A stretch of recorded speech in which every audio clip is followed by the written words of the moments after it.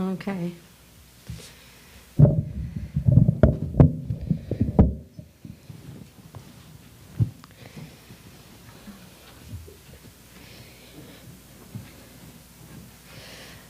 So given that the mind, every thought counts according to Buddha, every thought really does count. Every thought is producing ourself, you know.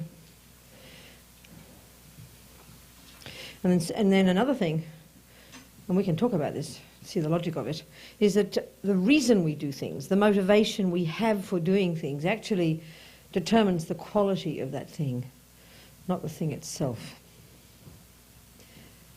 They call it, you know, in Buddhism they say motivation. So let's motivate. So let's make our motivation something really expansive. Put the thoughts into the mind. So according to the, I've just been in France and I keep waiting for the translator to pop in. And I realise I've got to keep going. Yes. Okay, so just think, all right? Think. I really do want to develop all my qualities. There's no question. Want to develop them as far as I possibly can. Want to get rid of all my nonsense. And also want to help others. According to that, want to help them do the same thing. And if you can think in the Buddhist sense, you know, all the way to enlightenment, all the way to perfection, then for this reason I'm sitting here listening, processing this, seeing if there's something, even a few thoughts that I can take away and put into my life, use as tools to help me do that job. Then fantastic. Sitting here for this reason. And if we're Buddhists already, you know, we have this thought in our minds of taking refuge in the Buddha, relying upon the Buddha. And we'll just sing a prayer that expresses those thoughts.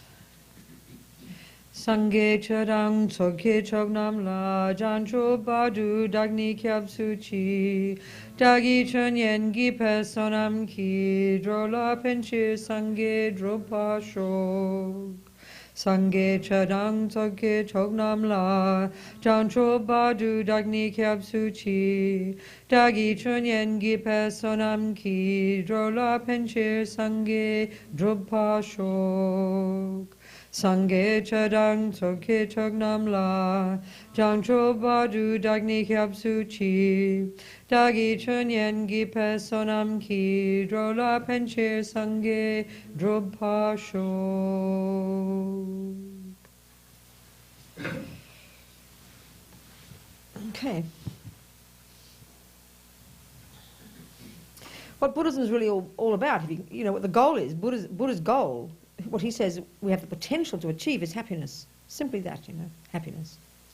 It's just that what he expresses as happiness is far more radical than we would ever imagine it, and I think in our ordinary, you know, materialist world, because he would use the term enlightenment. And then, of course, as soon as we hear that, we think, oh, well, that's religion over there somewhere, some mystified thing, you know. But what's interesting, and it's good to remember this, even if we are Buddhists, it's really good to remember this, that Buddha's a psychologist. And it's not joking to say that. It's not really like, it's not meant to be like a joke, you know. It's deadly serious. It's just that you could say he's ridiculously far-fetched, radical in his assessment of what's possible. That's the point. But because he's a psychologist, simply because he deals with the mind. As Lama Zopa Rinpoche says, you know, the workshop is in the mind. And this is utterly the point for Buddhism, utterly. The more we look into Buddhism, you know, if we want to, the more we study it and think about it and look at the whole deal, the more it is absolutely clear, you know, that Buddha's dealing with the mind. I mean, he in fact goes as far as saying that, you know, there is no creator, that we're not made by our parents, that, you know, that mind, consciousness, mind, is actually the creator of the entire universe. Which on the face of it sounds absurd, so it does need explaining, but this is exactly what he's saying. Mind is everything. Everything comes down to the mind. So what, you know, you could say in terms of the potential he's talking about, we speak about it in simple terms, you know. You could say that when you fully develop this potential for happiness, no, another way of saying that, what happiness is when your mind is completely rid of all the stuff, like we were talking last night. When your mind is rid of the stuff that Buddha says is the cause of our suffering, The anger, the fears, the jealousy, the resentment, the attachment, all the way down to this primordial misconception of self, as he talks about it. When the mind is rid of this, then just naturally, happiness is the result. It just goes without saying, you know.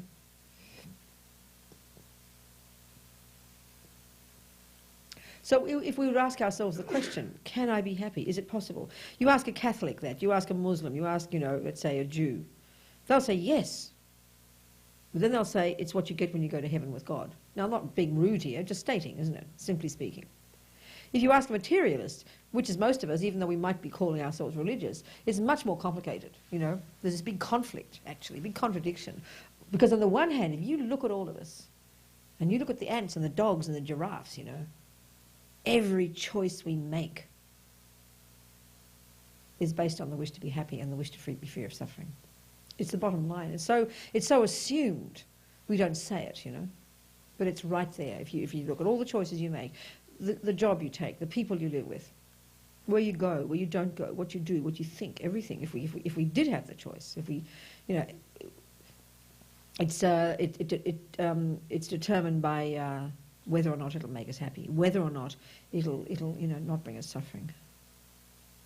So if you ask us in the materialist world, is happiness possible?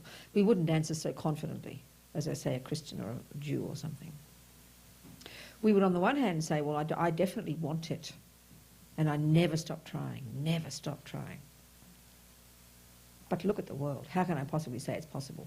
I mean, we're so cynical. We see it, and we can be forgiven for being cynical. The world is a mess. I mean, look at the intensity of the suffering everywhere we turn, you know. And if we look at suffering in a more subtle way, don't think of it in the kind of broad stroke sense of wars and poverty, you know. Just look at our own minds, at our own daily, ordinary lives. The unhappiness, the depression, the fears, you know. If that's not suffering, I don't know what it is. So we never stop wanting happiness. Never stop trying, frantically, you know. But at the same time, we would probably say, forget about it. It's not possible. So we ought to look at this conflict. It's quite a terrible conflict, actually. Because if it really isn't possible, you'd have to say logically, then why do we try? So it's interesting, the fact that we try so deeply, and that it's so, and the need for it, the wanting of it, is so utterly instinctive within all beings. And in a way, Buddha would take this as a really interesting point. It's almost as if you could say that it's an indicator of the fact that it is possible to be happy, to have happiness, that's stable. You know, we're talking here stable, permanent happiness, which is what we want. Finally, I found happiness, we say, when we meet that new person, get the new job, the new house, and everything all feels perfect. Finally, I found happiness, we say. So we want that frantically, desperately, and are devastated when it changes. So the Buddha's whole deal, the way Buddha talks, he's saying it is possible. In fact, it's something absolutely innate within us. It's something just utterly natural. Almost you could say it's why we constantly strive for it. You could say like this. Because it's natural and because it's possible. So it's quite upbeat. Wow, good. Thanks, Mr. Buddha. Tell me how. Tell me how to do it, you know.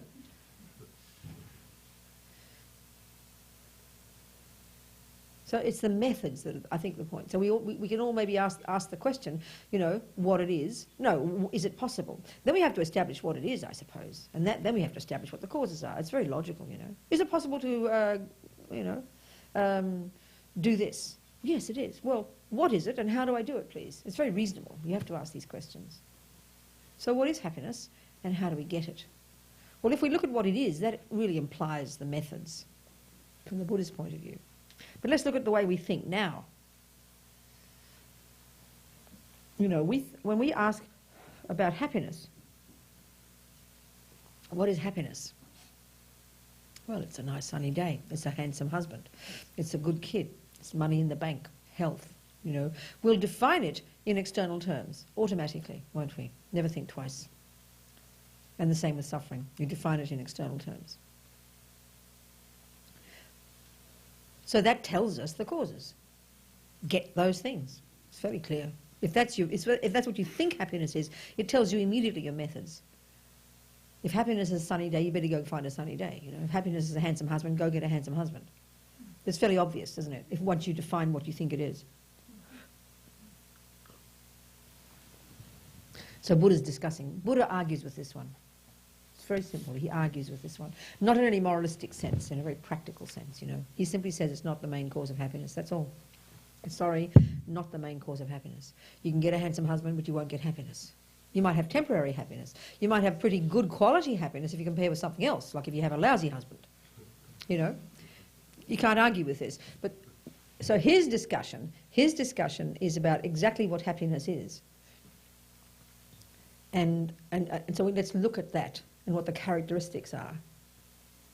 So if we look at that package of his called the Four Noble Truths, one of the packaging of his teachings, you know, of his views about things.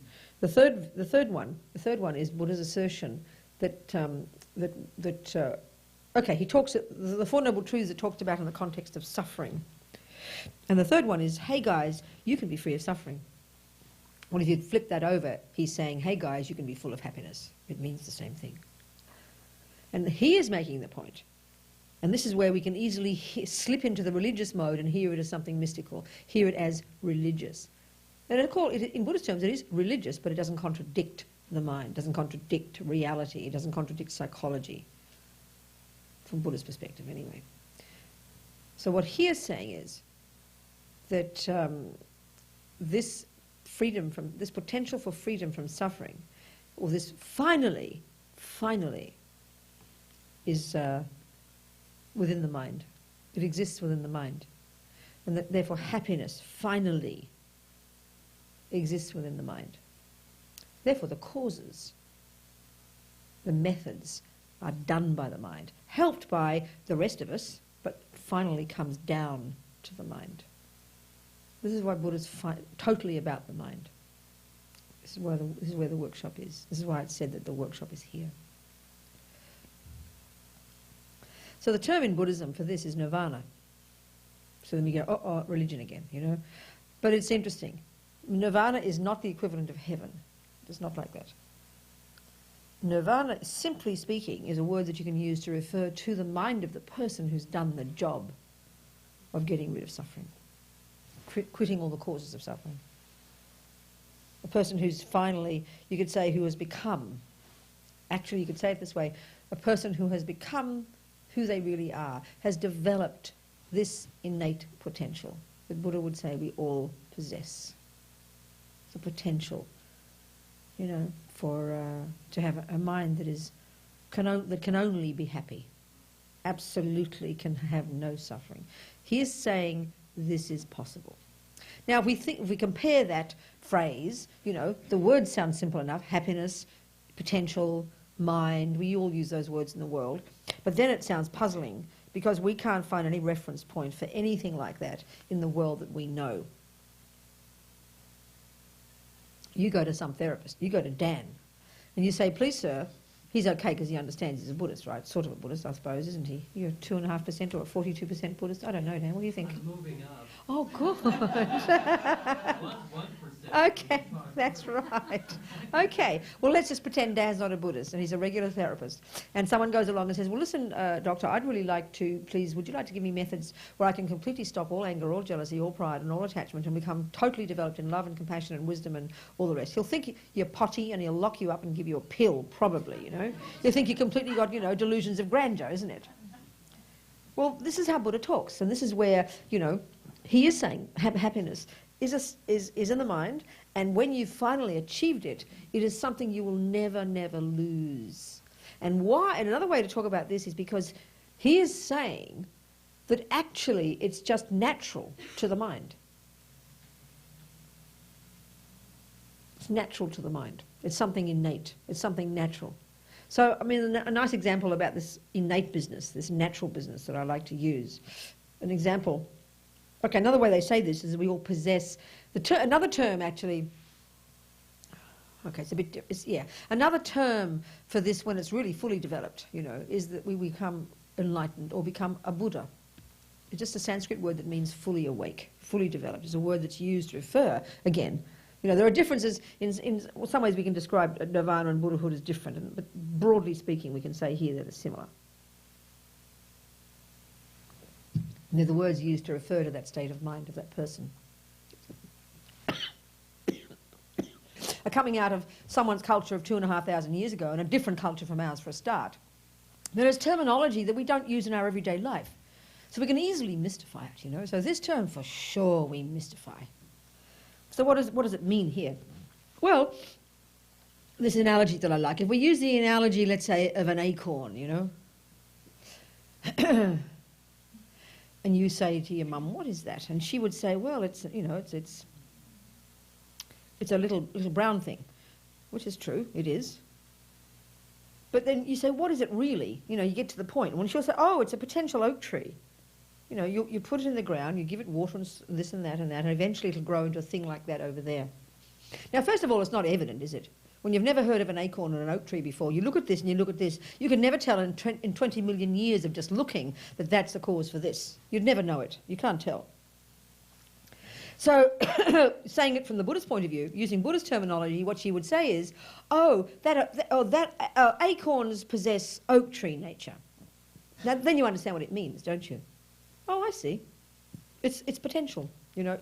It's not as if there's a little mini oak tree there desperate to get out, you know. It's a seed, and we know what a seed is. A seed is something you put in the ground, you give it various conditions, and it ripens into something. It grows into something. Well, this is the idea. This is the idea. So what Buddha's saying is, we all possess the potential to be fully developed in happiness. We all possess the potential to be a Buddha, enlightened, as he would put it. Now, I think this itself is an incredibly interesting point if we were really to think about this and to get the implications from this. It's really quite kind of profound, I think, because it certainly argues, because more than anything, it argues utterly with how we think instinctively, with what we actually think.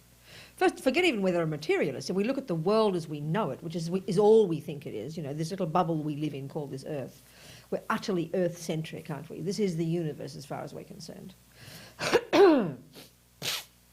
So if we look at this universe that we know, what Buddha's suggesting doesn't fit with what we know at all.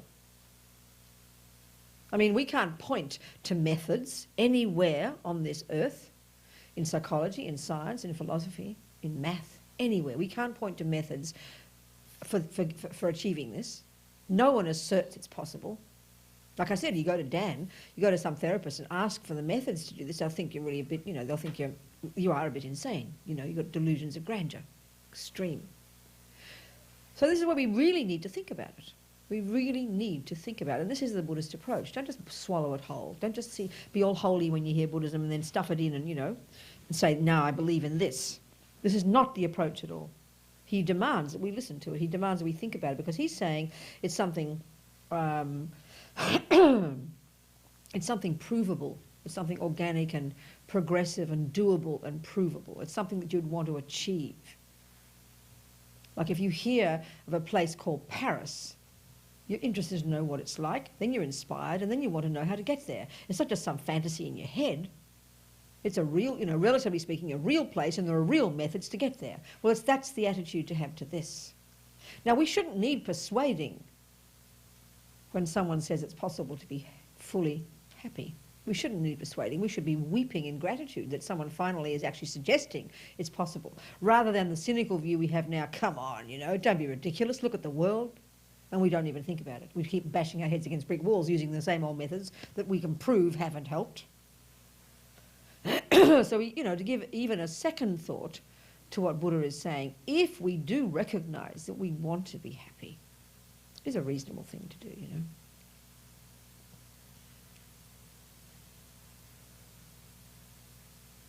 So the way Buddha's talking is in terms of, as he would say, the nature of mind, and this is a crucial discussion. To get what he's saying, we have to understand what he says the mind is. And it's not what we think of it in the West. I mean, in a broad sense it is. When we talk about going to a therapist, we know that Dan isn't going to get a scalpel and start cutting our brain out and showing us our pieces of brain. He's going to be helping us understand what we think and feel. So we know that's the mind. It's true. We know that, you know. But if we want to go further, we do think it's got to do with the brain, because as we know in the West, there's this very strong assumption that mind equals brain, and that all our stuff, our emotions, and we can trace it to the brain, or to the DNA, or the nervous system, and then we can trace it to mummy and daddy. And this is where Buddha would argue quite a bit. I mean, initially hearing about Buddha's views about the universe, karma, and all this business seem a bit intellectual, seem abstract. Somehow, what has this got to do with my feelings? But actually, it has an enormous amount to do with it. The more we look into our mind, the more we look into the way we think and feel, the more we will see, and this is the Buddha's way he talks, but we look at it, we can see, and we'll discuss this. Let's look at this. We're basing so much of our approaches in life on a series of assumptions that we take as the truth. And Buddha's even arguing with those assumptions. And he says, as long as we have those wrong assumptions, as long as your foundation is mistaken, the thing you build upon it is not stable, which is very reasonable as a concept. So we can already see, you go to your therapist and you can work on your mind really intensively without ever bothering about whether it's physical or not, isn't it? Because anger is anger is anger, and if you can learn to unravel it and deal with it and take responsibility, and you can move forward, and you can really develop marvellously. We can see this. But the Buddha's saying if we look more deeply into the assumptions we have about the nature of mind, actually what it is, and we can learn to really get in touch with the truth about what it is, we can progress even further, So this is a big issue, the truth. Because we can think of there's 1,000 different Joes out there, one called Buddha, one called Jesus, one called Muhammad, one called everybody, who've got their different views of truth. One called, Lenin, one called Marx, one called Jung. And every day new people are coming up with their view of what the truth is, what reality is. So it's a massive question, can't be taken lightly if we actually dare to go into it. So what's Buddha's deal? And crucially, how does it impact upon our life? Because if it isn't, if it's just to learn about what someone thinks about the universe, if we think of it as just some interesting bunch of intellectual information that you go, pass your philosophy exam, it's pretty useless. It's got to be practical. Just like if you listen to recipes, it's not just an intellectual pursuit, is it? It's so finally you can actually go make the cake. It's got to be practical. So that's the attitude here. So what is the mind, according to Buddha? Well, it's a word, first of all, he uses to refer to more than just your thoughts, as we would tend to think of it, more than to, we would say in the West, we would refer to the brain and we'd think of thoughts, and we think thinking. We think clearly thoughts. Then we think feelings, and it's sort of somewhere down here, isn't it, in our chest somewhere, a bit close to our heart. What we call feelings are here. And we would tend to see them as absolutely separate pieces of ourself. Well, Buddha would refer to all of it as mind, consciousness. These words are used synonymously, which already is interesting, I think, because this word consciousness is kind of tasty, And these words are used virtually synonymously. And so the Buddha is saying what your mind is, what your consciousness is everything that isn't your body. It's an interesting way to say it. Buddha doesn't use a word like soul. And we can see there's a fairly clear distinction. In most religions, we'll talk about a soul, something like that's created by God. And if you're materialist, there's nothing like that, and you're talking just about the body, the brain, the nervous system, the DNA, the genes, and so on. Well, Buddha has a third way of talking. He says all of your mind is non-physical, not just, you'd say he would agree with the Christians and the Muslims that there is some part of you that's non-physical, but he would say it's the entirety of your thoughts and feelings and emotions, unconscious, subconscious, instinct, intuition, the whole deal. This is your mind.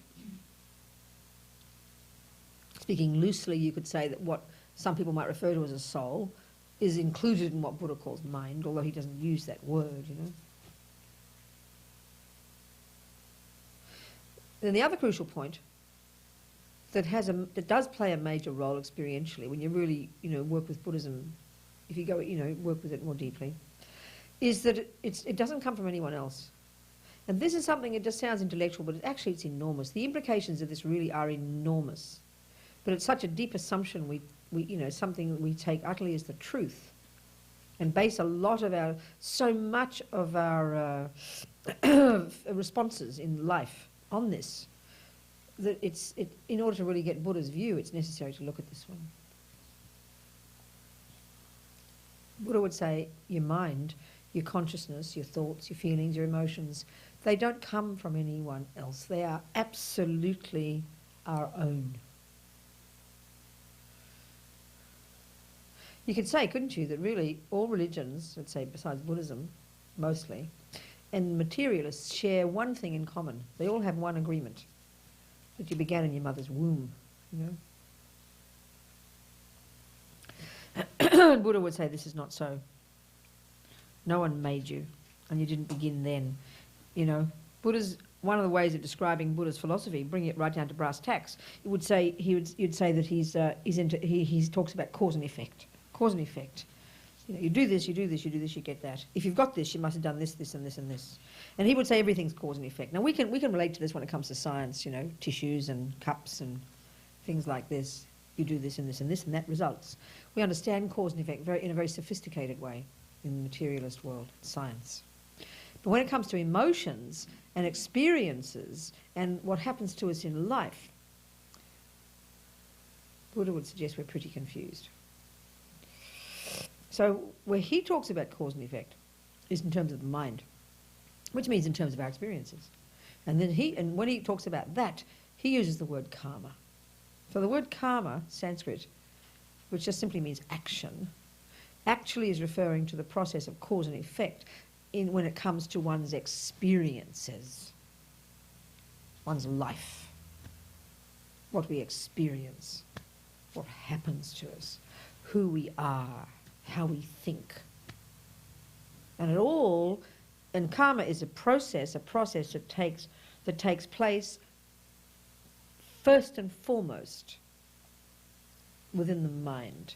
Or putting it another way, mind creates karma. Mind does actions.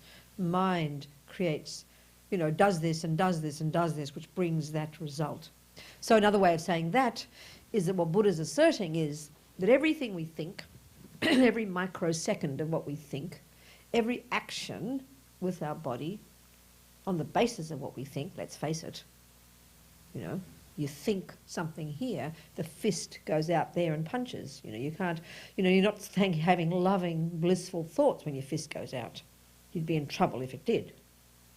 So we can see the fist expresses what's inside here, doesn't it? The smile.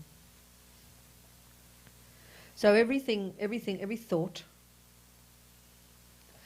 every action of our body, and every word of our mouth, we would simply say is an action, a karma. Another analogy, is a seed, if you like, is a seed, or leaves a seed in our mind, in our consciousness, that then will ripen, as seeds are wont to do, in the future, as one's own experiences. You could say this is the creation principle, according to Buddhism. I mean, it's not a term Buddha uses, I'm just using it loosely.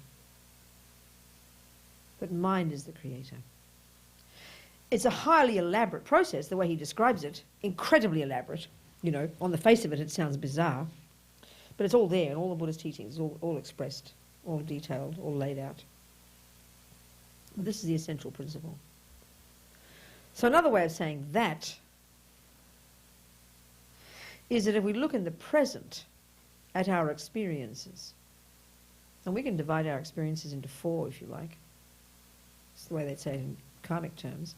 One is in terms of the very person that we are, human, dog, animal, whatever, and that's a new concept to us because Buddha would say we have these different options. And of course it goes without saying here that this consciousness of ours existed the moment before conception and the moment before that and keeps going back and back and back. It's like our mind is like this continuity of mental moments that didn't begin somewhere. Because if it's cause and effect, chicken and egg, It can't. You can't have a first moment, you know. So we can go into that. But just take that as a concept for now. So consciousness is this continuity of mental moments that goes back and back and back and back and back and back and back. And this particular one that's labelled Robina's now is its own entity, you know. You don't get someone else's mind. So if I look at my life now, I can describe it in terms of one, my actual humanity, karma, my past actions that left seeds in my consciousness, then ripened when that consciousness, when it was in a previous body, died, found its way, propelled by the force of my karma, my actions, into my present mother's womb. So I'm the creator, mainly, Buddha says, my mother, of this human being. Sure, my mother and father play a crucial role, clearly, that they were, you know. Without them, I didn't have this body. But Buddhist terms, they gave me a body, sure. They created the body, sure. But they didn't create my mind. No way. So, you know, the first way our karma has ripened is in terms of the form that we're taken, this human form. The cause of it, the main cause of it, is my own past karma, Buddha would say.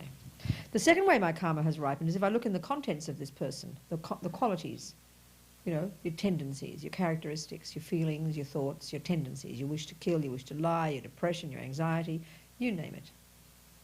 All of this. You know, Buddha would say it doesn't come from your mummy and daddy, it does not come from your body. The body can impact upon it. Your genes, your DNA can play a major role, because Buddha's big on interdependence. You can't just have one thing isolated. Factors play major roles, you know. The main cause of an apple tree is a seed, it's obvious. But we all know if you hold it up here for 22 years, you'll never get an apple tree. You've got to have soil and water and sunshine and all the other conditions. Well, it's the same here. Consciousness, your mind, your past action is the cause of your being a human. But, you know, you've got to have the mother and father. You've got to have all the conditions called the physical world in order for that consciousness to find the place to be born and so on. But the main cause, we're talking about the main cause here.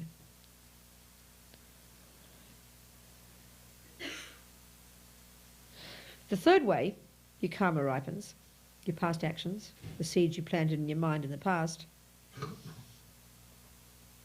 is in terms of the experiences you have. Meaning what people do to you, how you are seen, how you are treated, what happens to you in your life. All of this too. Buddha would say the main cause of this is also in your mind, is also your past actions, your karma. And we're talking good and bad here. You know, we like a kind of sort of the self-pity in us, and the kind of the guilty me likes to look at all the bad things. We beat ourselves up with all the bad things. But you know, it's referring to all the good as well. But the trouble is, though, we agonise over why do bad things happen to me. But we never agonise our eyes over why do good things happen to me. We couldn't care less. We just assume it's natural and it's my human right and please gimme, you know. But when the bad stuff comes, it's like agonising for us. Why? Why? We should be asking the same question for both. You know, the fact that we're sitting in this room now, relatively peaceful, you know, relatively good, you know, temperature, no bombs dropping out there, no maniacs and rapists coming in here, you know, no one going berserk and punching anybody. I mean, it's something that we would call peaceful, right? Reasonably harmonious and peaceful. We take it for granted. We think, well, this is how it ought to be. But we never think, I wonder what caused it. Certainly in terms of ourselves. It's a very strange concept. We don't think like this, you know. But if it comes to bad things we do, if we hear, and especially if we hear about karma, all this guilt we have, we bash ourselves up. Or we blame, you know, pointing fingers. But we don't point fingers when someone is kind to us. You made me happy, it's your fault. But we think, we kind of instinctively think it's they who made us happy. But we kind of take the good for granted and we greedily want more of it. We never ask, what are the causes of this? And oughtn't I be making sure that I keep having the causes of it? Because somehow we don't think in terms of cause and effect. In a really sort of subtle way, organic way. This is the absolute approach of Buddha. Comes right down to this. So everything we experience, all the way the environment, you know, how we experience people, what they do for us, what happens in our life, is the main cause of it, Buddha would say, is the various seeds we planted in our mind in the past. that are now ripening in the present. I mean, it's a simple analogy. You know, the fruits in your garden now you know perfectly well, even without being a botanist. They've come from seeds planted in the past. It's a simple logic, you know. They just didn't fall out of the sky like this. You just don't walk out in your garden and expect good things to be there and then be shocked when you see the weeds. We know the law of seeds that refers to both. Well, it's the same here with happiness and suffering. And let's face it, happiness and suffering are just, you know, two of the three labels we can use to define everything in our life. We can say we have happy experiences, unhappy experiences, and we have kind of indifferent experiences. There's no real fourth category, actually. So Buddha's simply using the law of cause and effect, which we think of in scientific terms, to refer to this, you know. So what are the causes? And he says they're inside ourselves, the main ones. The main ones. So this is where initially it can just sound like a bit, you know, interesting concept, but this concept, taking this one on board, thinking about it and learning to live according to it, has massive experiential implications. Huge, you know. In just the same way that working on the assumption that there's no cause for why you're happy, just expect it, you know, my human right, has huge implications. It means you won't bother to sow the seeds, and one day you'll wake up and there'll be no veggies in your garden. You get really depressed, you know, because you didn't know the right cause of them. So this has directly got a lot to do with the nature of mind. Because what Buddha's saying is the causes of happiness in karmic terms are positive actions. Positive ones, virtuous ones, constructive ones, beneficial ones, appropriate ones, wise ones. The causes of suffering are negative actions, destructive, disharmonious, ego-based, angry, jealous, kill, resent, lie, steal, harm, whatever. It's a really simple point he's making. But because we have so much emotional baggage around these things, when we hear it initially, it's so easy to hear it as some terrible kind of monstrous blame thing, you know. So it really needs carefully looking at, thinking about, because it's not meant to be, in Buddhist concept there's no concept like blame, reward, punishment, because there's no other person involved in this. We are, in the sense we're saying here, we're the creators of our own experiences. We're the boss. Yeah.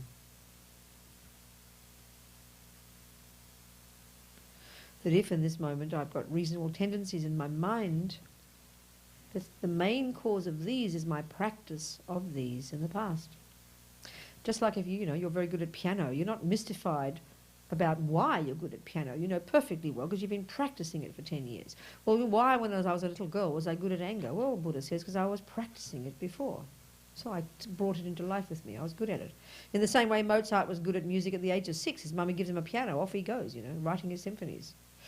Didn't come out of the sky like that. He had a tendency from having practiced that type of thing in the past, Buddha would say, in just the same way with Hitler or Mother Teresa, All our tendencies, whether they're simply the tendency to be good at math or to be good at anger. In our world we can see we separate these in completely. But in Buddhist terms, they're in your mind, that's all, a bunch of tendencies. But then ripen, don't they, when they meet the appropriate external conditions. I mean, Mozart's ability to write symphonies and write his little sonatas for the piano couldn't have manifested if he didn't have a piano. So he needed the piano. He needed the teachers, but they're not the main causes of his musicianship. That was within his own mind.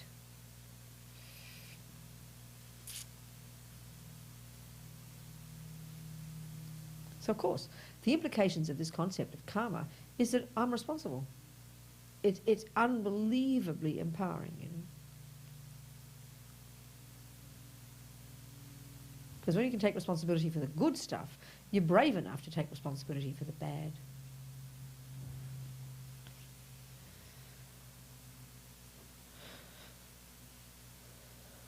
So, of course, to listen to this and think about it, we have to take it at least as a hypothesis. Otherwise, it's not possible. If you just immediately say, don't be ridiculous, Which is why it's interesting these last 15 or so years that Dalai Lama has been participating with some of the best brains in the West in a series of conferences called Mind and Life. And they've just been marvellous for this reason, because there he is coming along as a Buddhist with the view of mind being non-physical, continuity of consciousness, karma and so on, you know, discussing with people who absolutely assume and say as a definitive fact that mind is the brain and so on and so forth, you know. But there's been these marvellous discussions. And these people over the years have to admit that this is not some weirdo religious guy, that he's pretty intelligent, and the Buddhists have come out with extremely interesting, you know, what the West would say is interesting suppositions and things. So they have to look at it. You know, and this is what's happening. There's been this marvellous dialogue. So like any good scientist, isn't it? Any decent scientist, even when they hear something that's off the wall, meaning something that doesn't fit with their present view, a decent scientist is one who's prepared to open their mind to it, you know. So clearly this point here is impossible. It's very hard for the West to contemplate, because when Buddhists talk about mind not being physical, this is something completely in outer left field, isn't it? So it takes quite a brave mind, I feel, to take that as a hypothesis. But it's interesting, the experiments and things they're doing now on people's brains, you know. I remember last 18 months ago, I think, in New Scientists, one of the people who has been working with the Dalai Lama for years had been doing a series of experiments on some of the Dalai Lama's monks in Dharamsala.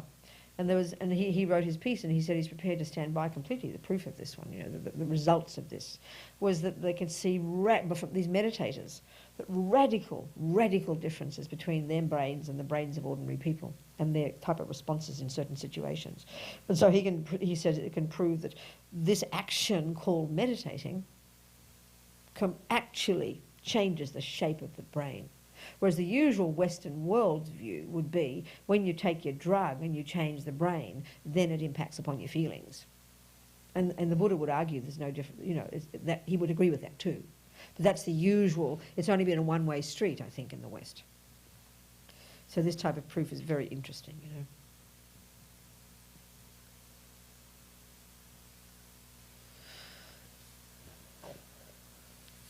So there's this, in Buddhist terms, you know, there's this natural relationship between happiness and the positive states of mind.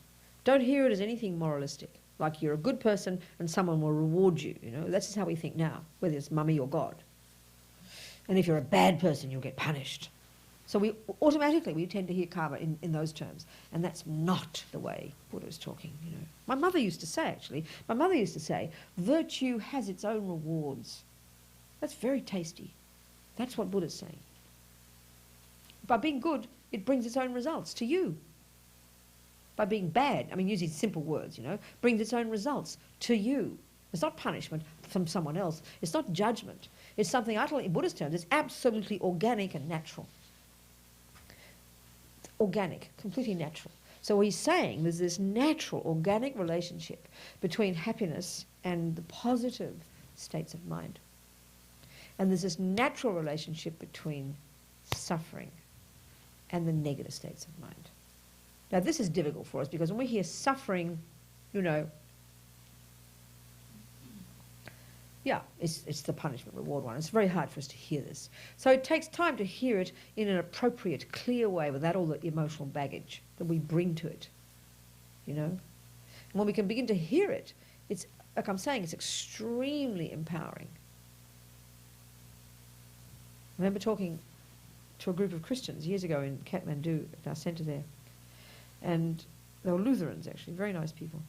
And we're discussing this concept of karma, how one is one's own boss. There's no rewarder, there's no punisher, there's no one up there making the choices, and there's a creator. I'm not criticising that view, but just saying it. So they were listening to this, you know. And this guy, it was a very good point. He said, well, how come there's not anarchy among Buddhists? It's a very good point. Because we so deeply assume that we have to have someone out there policing us. And I'm not being rude if you have faith in God. Please, it's not meant to, but it is an interesting concept. You take that element away, then it's a really good question. Why isn't there anarchy? Well, the answer would be because when you have the view of karma, you're so totally responsible for your own actions. In just the same way that when you know a certain food would cause you to get sick, you don't go behind the door and eat it so no one will see you, because now you got away with it. You see my point? Because you know it'll harm you. You don't need once you've established that, you don't need to be seen to be eating or to hide behind and eat the naughty food, because now I won't get punished. That's the dualistic view we have now, and this is the point that Buddha's saying is mistaken. Once you've established that food will cause you suffering, no one needs to see you. It's not punishment. It's just the nature of food. That food will cause you suffering. It's like, and this is, again, a nice analogy. If you're a little kid and your mother says, don't go near the fire, why, you'll probably ask. Well, she'll probably say, because I'd say so. And that's good enough. It works. It keeps you from getting hurt, doesn't it? But if you go through the rest of your life staying away from the fire because Mummy said so, you haven't quite got the point, have you? The reason to stay away from the fire is because it'll harm you. It's something organic. This is the Buddhist idea about karma. So you don't need a boss. You don't need someone policing you. You don't need to pass an exam in goodness and badness. No one needs to judge you or reward you. That isn't the point. It's an organic, natural process. And I think, without even talking about past lives and so on, we can look at this in a fairly simple way in our own lives, I think it doesn't take too long. I mean, we can see contradictions, which is where it would need the long-term explanation from the Buddhist perspective about why bad things happen to good people and so on, So but I think we can definitely prove one of the points that Buddha's making quite easily, which is, and this is again the point that there's a natural relationship between suffering and the negative states of mind. So Buddha's also saying from the long term, like in other words, if you have certain kind of suffering in your life now, it's due to past karma in a past life. That's harder to prove. But the concept's interesting. But let's look at the more immediate one. Just look at the last time you were jealous or angry or depressed. You did some market research in this room, there'd be 100% agreement that it was horrible. So there's the proof. Even in this immediate psychological sense, experiential sense, that when, and this is one of the Buddha's major points, which should be a very empowering point, even if you don't have the view of karma, it's fairly evident, that that anger, jealousy, and all those business are just unbearable. Extremely painful to us.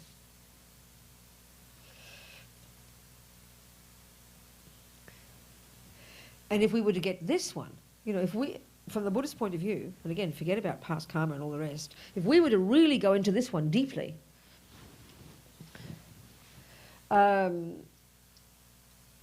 we'd really want to change. We'd really take responsibility, I think it's fairly evident. But the trouble is, isn't it? We know it's suffering. We know it's painful. We know jealousy is unbearable. We know depression is unbearable. We know anger is awful. But you see, this is where the assumptions come in. This is where, the causes of it come in. As long as we have the view, I'm sorry, I have to stop and do something. I just get off the.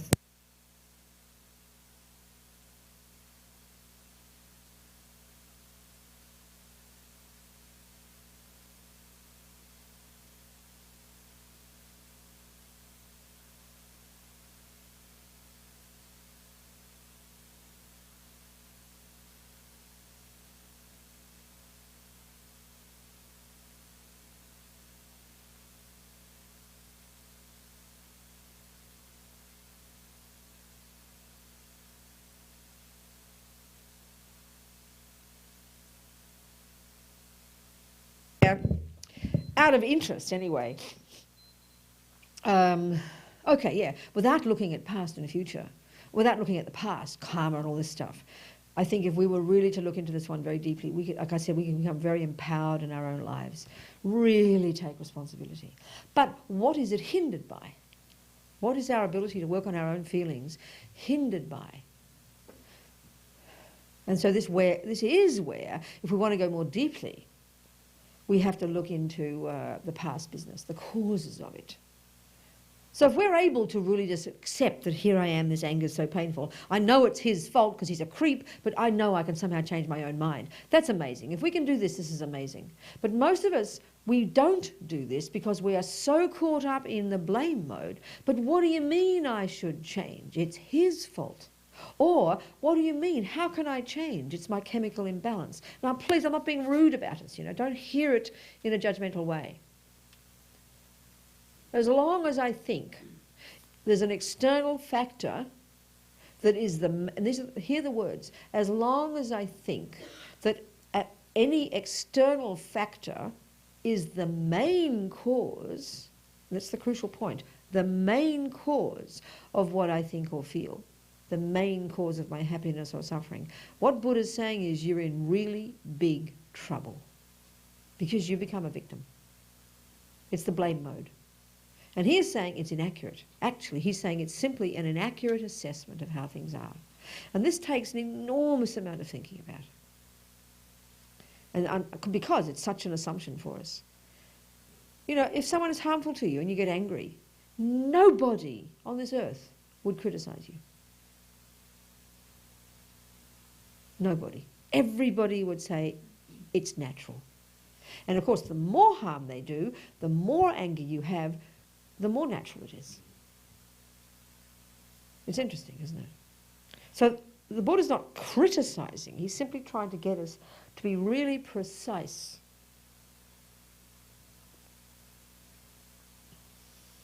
In identifying the causes. Because once you've identified the main causes of something, the main cause of it, now you have your solution. It's really clear, isn't it?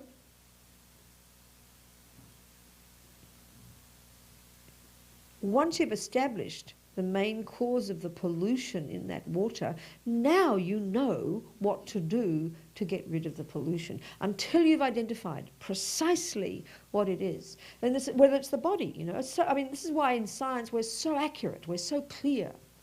We're really excellent at dealing with cause and effect in a very, very principled way. But that same approach is what Buddha uses to understand suffering and happiness.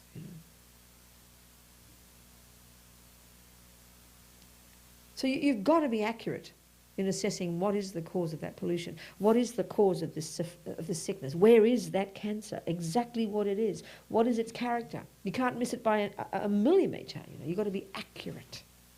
That's the approach here. And it's very interesting because we don't think of spiritual things like this. We don't think in terms of accuracy when we think spiritual. We think la-di-da, vague, mystical, This is why all this stuff needs thinking about.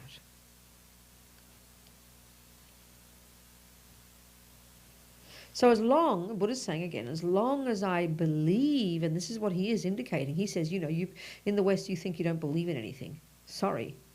You believe someone created you. Your mummy. You believe that person's harming you is the main cause of your anger. Therefore, you believe that it's not your fault. You can't do anything about it.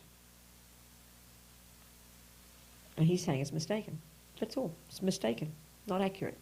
Wrong assessment. Of course, the point is part. Yeah. So sort of he's saying, excuse me, Robina, just because somebody punched you, there's no reason to get angry. Well, it sounds a bit insane, right? So what does he mean by this? What's the point,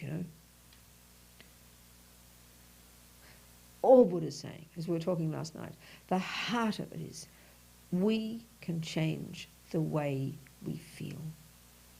Yes, we might have a chemical imbalance. Yes, a person might punch us in the nose. But we can change the way we think and feel. We can be the boss. That's his simple point. Enormously difficult, no argument. But even more difficult, he is saying, if we walk around with all these wrong assumptions, Because if I'm really, really determined that that person out there doing that wrong thing is the main cause of my anger, and as long as they don't suffer and go to hell or go get death penalty or something, I can never be happy, which is the commonest view on this earth, isn't it? This is the tragedy. It's not being moralistic, it's not criticising people, it's just totally tragic. because it's not accurate. We can change our mind, you know. But we can see we have this massive vested interest in not changing our mind, because the ego, ironically, loves to blame. So let's talk about that part, the ego part, Buddha's take on the ego, you know, because it's all to do with suffering.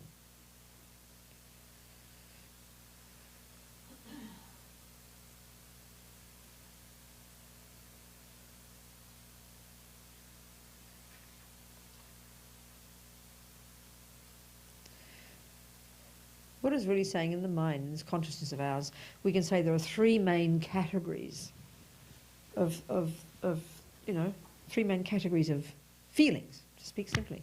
Positive, negative, and neutral. Or you can say happy, suffering, and neutral, and there's this causal relationship between them.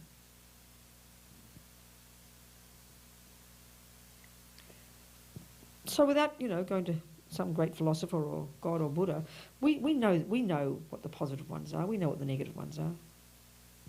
As soon as we hear words love, kindness, joy, contentment, compassion, generous, patient, as soon as we hear those words, we know they are referring to the good things. Whether you're on the receiving end or whether they're inside you, we know these are the ones we like. These are the ones we know, these are the ones that are to do with happiness. Think about it, it's so obvious. If someone's kind to you, you call it happiness, because it triggers happiness in you. That kindness, it triggers a good feeling in you. If there's kindness in you, it triggers a good feeling in someone else. Generally speaking, we mean by that happiness, don't we? Well, happy moment, Someone smiled at me. Happy moment. I smiled to someone else. That's happiness. It's very obvious.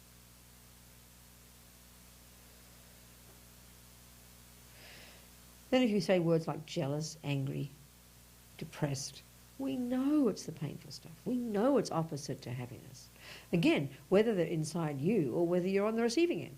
Hearing someone else, with all their misery and their depression. Hearing someone else shouting and yelling at you. Hearing someone else going about being jealous. Or whether it's in you. We know immediately this is an unhappy scenario. This is an unhappy scenario. We don't want that, So somehow it's sort of so obvious, right?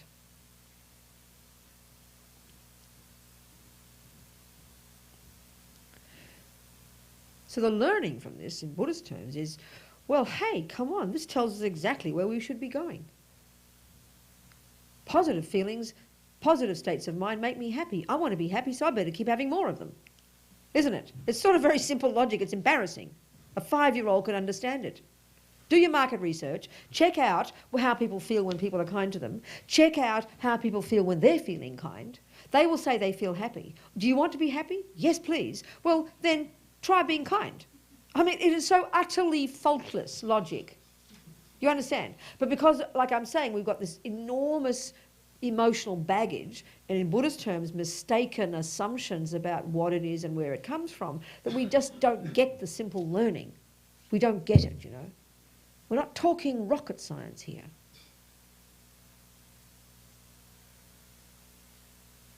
So the mistake that Buddha's saying that we make, that makes it hard to hear this stuff, right?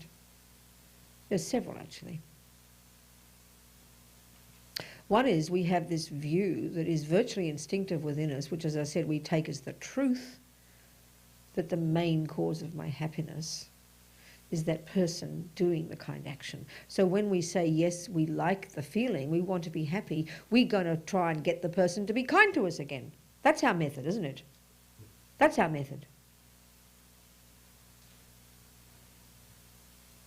So then what we do is we manipulate. We have to manipulate to make that happen again, because it mightn't happen spontaneously, because it felt like out of left field. Wow, they were kind, Oh, we don't naturally think it's going to happen again, so we have to make it happen.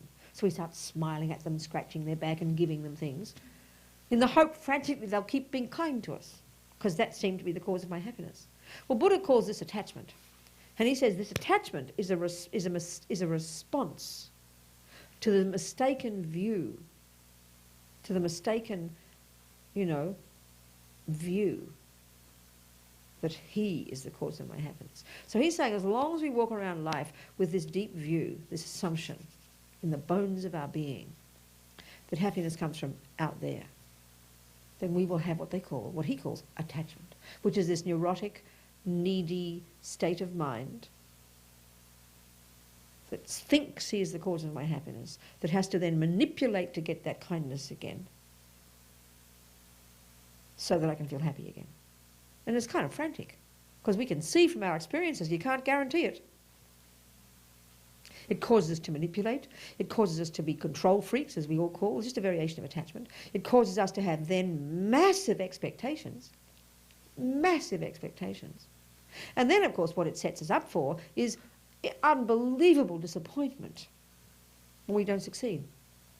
And the person stops being kind to us, leaves us, becomes mean to us. Look, this is life, isn't it? So we walk around in life with this view, absolutely an assumption, isn't it? That happiness and suffering are what I get when I get those certain things. It's like the absolute philosophy of the world that nobody questions. It's like a truth. It is the truth as far as we're concerned. And this is what Buddha is arguing with. And so of course it needs enormous amount of thinking, because it's not evident.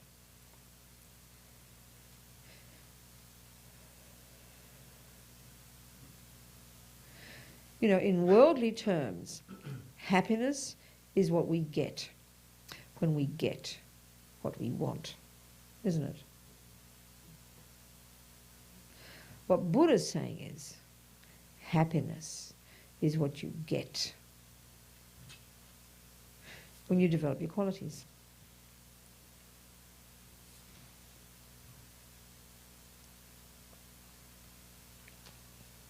Happiness comes from your own mind. We're talking about the main causes. The main causes. You can't argue that another person's kindness isn't a catalyst for your happiness. Of course it is. And you can't argue that that punch isn't a catalyst for your suffering. Of course it is. The crucial point here is we're talking about main causes and secondary causes, if you like. And we don't think like this in daily life, you know. We just think, he is the cause of my suffering. That's it. Single pointed, one person, and then you go and bomb them, divorce them, sue them, whatever, you know. Kind of tunnel vision, Buddha says. Things are more subtle than that. There's many interdependent factors that have to come together to bring any scenario, which we understand when it comes to flowers and science and tissue paper and things. But when it comes to happiness and suffering, we lose our common sense. He is the cause of my suffering. She is the cause of my happiness. I have aversion for him and push him away and blame and sue and destroy. And I have a huge attachment for her and grasp and manipulate and control and expect. This is the method of the world. Buddha calls this samsara. This is what samsara is. Acting like this. Having these assumptions. He says that's being in samsara. Being in nirvana is having given that up. These are states of mind. Samsara and nirvana are just words for states of mind. They're not places, you know. Like we often think of samsara as this lovely, sexy place where you're allowed to have sex and drugs that you have to give up for boring old holy nirvana, you know. Not like that at all. They're states of mind, quite literally. It's how you see things, in other words.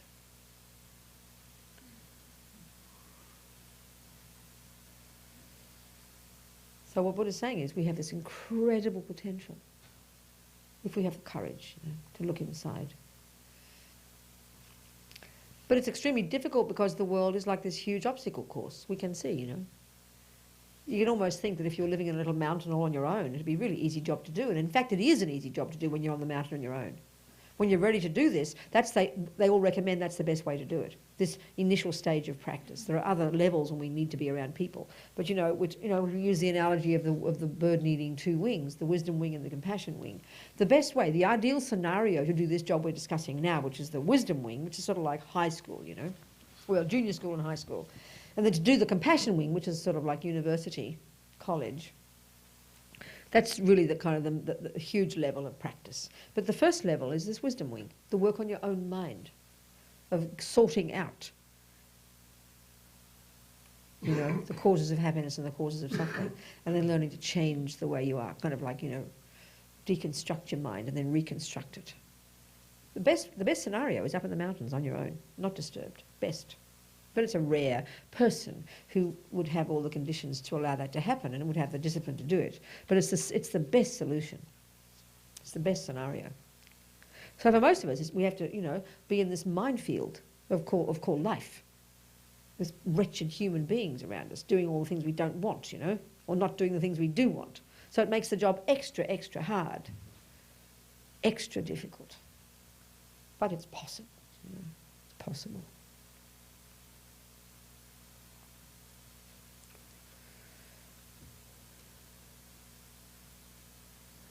So the starting point to do this, if it is true that what I think and feel are the main source of my happiness and suffering, then I better know how to learn to look at the mind, you know, recognise what's there. And this is, again, one of our huge problems. We don't know, like we were talking last night.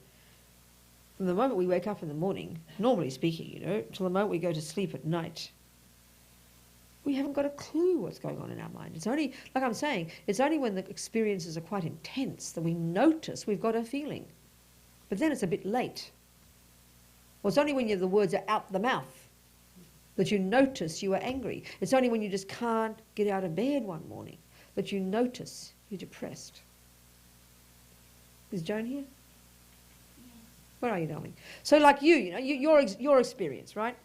It's like, you know, the Buddhist approach would be that it was all the like what we call depression, which is interesting. You know, if we look at depression, we can probably see, I think, that it's got a huge component of anger, but it's internalized anger. You're the object of it, not someone else, right?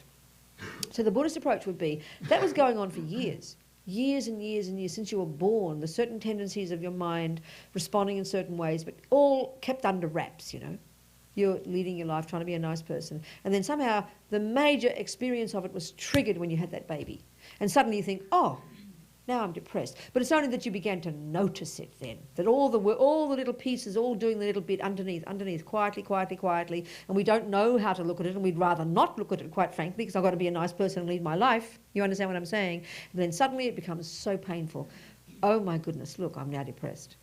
So the point I'm saying here is that, you know, like I think I said last night, can you imagine being brought up in a scenario since a little girl where you're taught that your thoughts and feelings are yours, that they're knowable, that we are given methods to allow us to work through them and process them, not just when they're exploded emotions, and then to know how to deal with them and work with them and adjust them. Can you imagine the kind of amazing human beings we'd be? Yeah. Dan would be out of business. I mean, isn't it? This is the point, you know. And this is also the interesting point. I think, again, one of the assumptions in the West, which is so deep in us, is that you're just supposed to you're supposed to be a normal person. I mean, you know, my mother didn't expect me just to learn to know how to write and read and wipe my bottom and, you know, tie my shoelaces and play the piano. She taught me. When I went to school, the nuns taught me how to do mathematics and taught me how to do this and that. But we're supposed to just drag ourselves up when it comes to emotions. We're not taught, generally speaking, I think. There's an assumption that we're just supposed to be ordinary and not so jealous and not so angry, you know, and then you kind of wring your hands when you see your kids got, you know, a bit berserk, and so the best we can do is be quiet. Or now, unfortunately, is to give them 42 drugs, you know, which is unfortunate.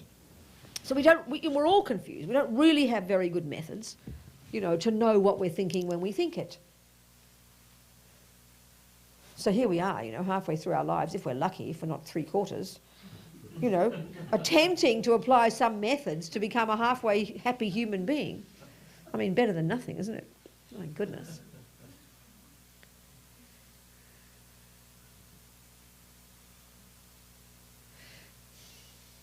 Yeah.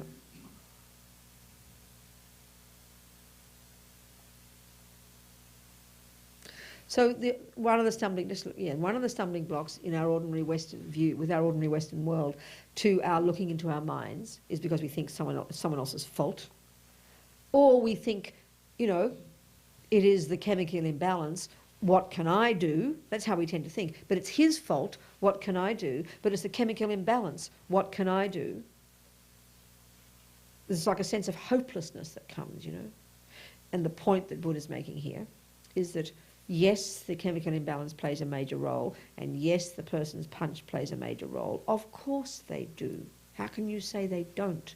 But the point that we're making here, you know, the stumbling block for us in the West is because we, mistakenly, in Buddha's terms, put the main blame on the chemical imbalance and the person, you know.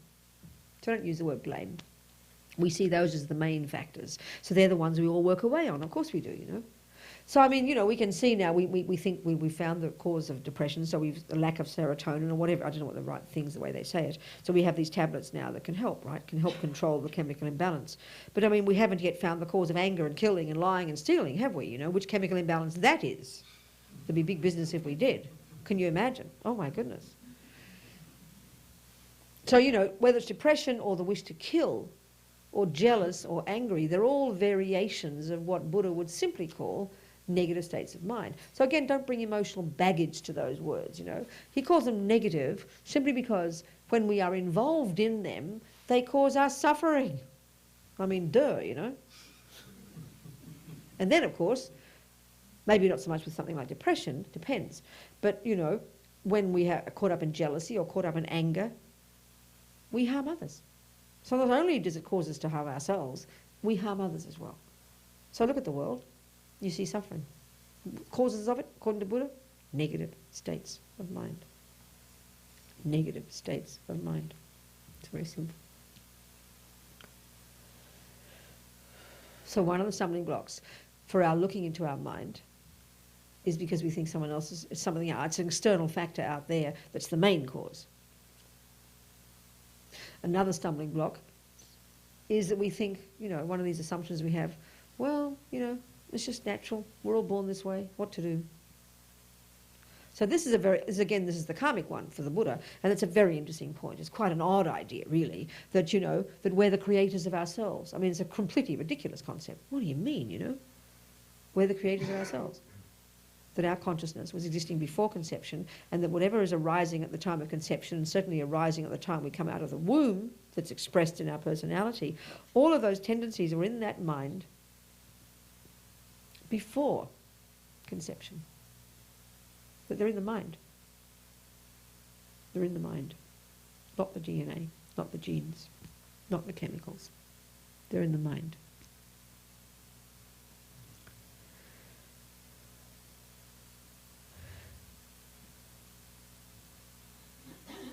So this view especially, you know, if a person looks more deeply into the view of karma, it really does bring a very empowering kind of approach. It really, in other words, the view of karma, this view of continuity of consciousness, puts us squarely in the middle of our own life, rather than an onlooker, as a hopeless recipient of something, as a victim. Like as if, as I said, we've been cut out by someone else's cookie cutter, you know. And this sounds ridiculous now, but I'm going to say it. But just think, it's like, for me, this is a logical conclusion, although it sounds insane. If it really is true, and I'm meaning factually true, and that Buddha's wrong, factually true that our parents did actually create us, that is, not only give us a body, but give me anger, give me depression, give me jealousy, give me, you know, the wish to kill, give me paranoia. If it is true, okay, which is broadly the Western view, you know, if that is actually true, which means Buddha is actually wrong in asserting that consciousness is mine and the thoughts and feelings are mine, if the Western view is right, then you know what? I think it's correct. Sorry. Oh. I think it's correct to blame your parents. You think this through. I think it's the most fascist, appalling thing for some parents to decide to make a child, and then the child ends up being a multi-murderer or a rapist or a depressed person or a liar or a thief. Excuse me, look at the world. Plenty of parents are making them. Or not even just that, but they should dare to make me. I mean, how dare my parents make me and give me anger and give me jealousy and cause me to have bad things happen in my life? Because if they're the creators of me, you have to say it's their responsibility. if you follow it through really logically, I think you're right. You should completely blame your parents. It's correct. There is no one else to blame. I mean, it's an outrageous thing to do. You know, for a person who's got a lot of problems, a lot of delusions, to go and make a new person and then chuck the person out and make them responsible for their life. I mean, it's immoral.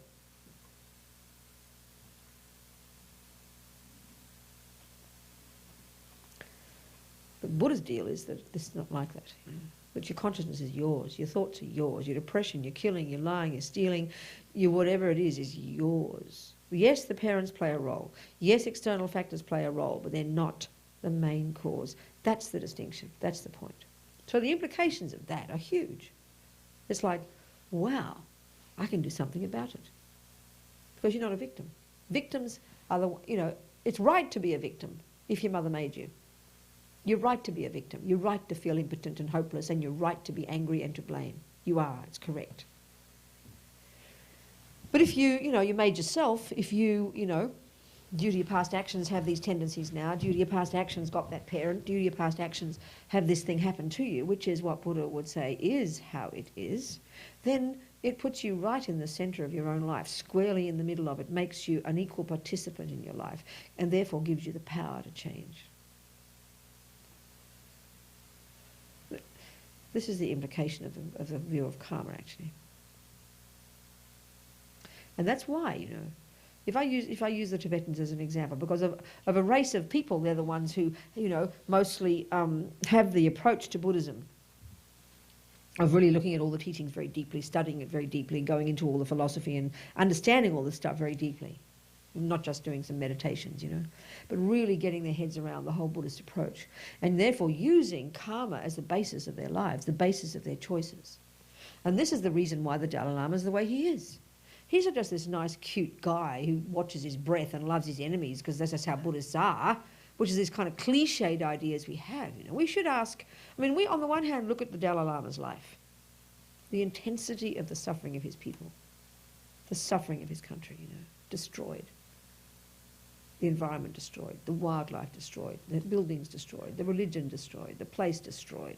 It's just unbearable every day. You know, he's in tears when more exiles come into Dharamsala. They all come to see him, you know.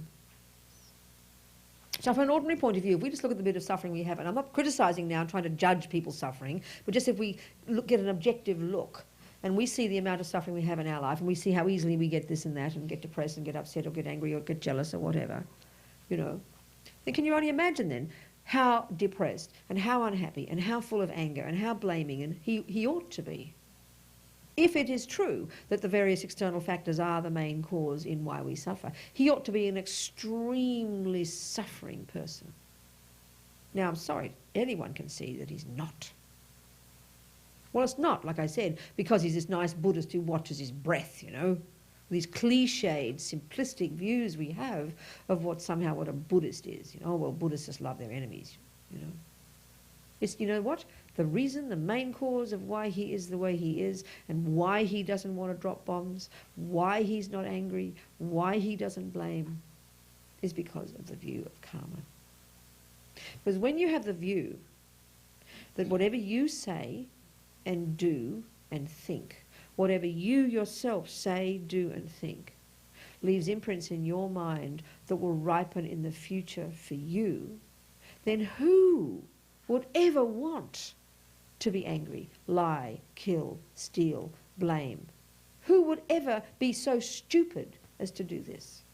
It's like once you've established that cigarettes give you lung cancer, that food causes, you know, to get sick, we all accept it as a natural thing. You become your own policeman.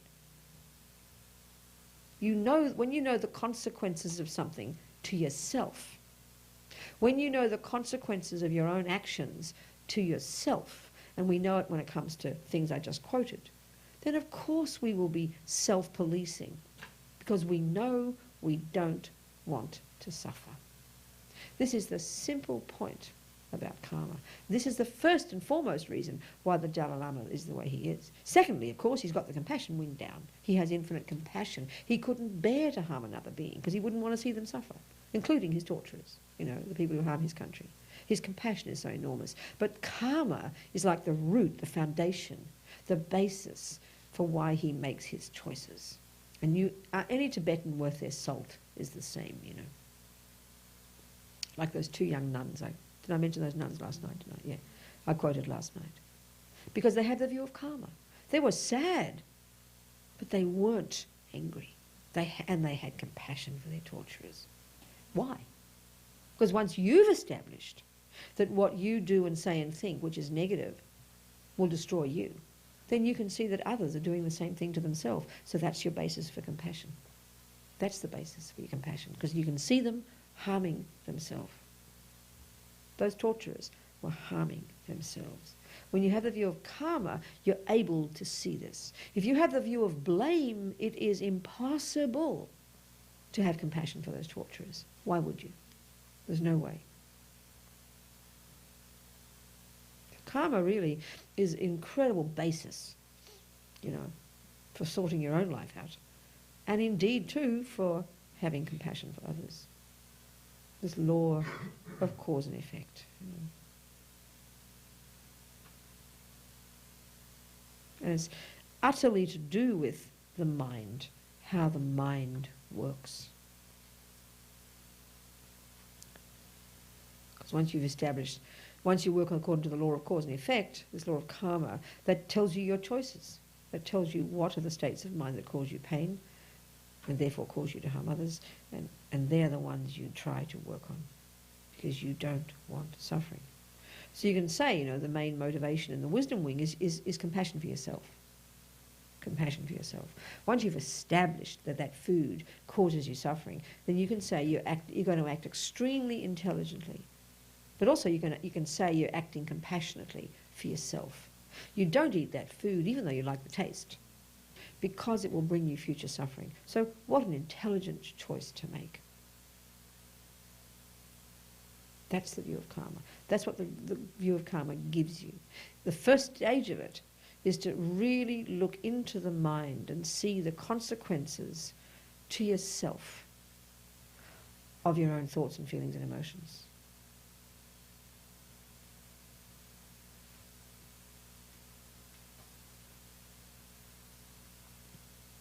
And you can act intelligently. And then too, you know, we can, I mean, okay, it's far more complex than this, because one of the ways karma works, you know, is you can say it's like this, you know, I'm using Joan's example of depression again, like she talks about depression, which is a very common one. It's just this thing that's just there, you know, like this kind of thing in your gut. It's very common. I know many people like that. So sometimes you can say, the way they say that karma ripens, if you think of the analogy of seeds and fruits, is from some past actions in the past, it ripens in the present as some kind of suffering, you know. So it's just often, again with the view of karma, an attitude to this that you would develop is the attitude of just kind of being brave in the face of it. Just brave in the face of it. Knowing that it's the fruit of past karma, and that by the very having of it, you're finishing it. And then even more than this, and again using Joan as the example, trying to have a happy attitude. Even that kind of hastens the purification process, hastens the finishing of that karma. Because like the Buddha would say, that everything we experience is the fruit of actions. It's just a natural law. Like in your garden, you all know, even without being great botanists, that everything that's there has come from a seed. Everything, without exception. So in one's life, take one's entire life, all the components of it are all fruits of past seeds planted in our minds.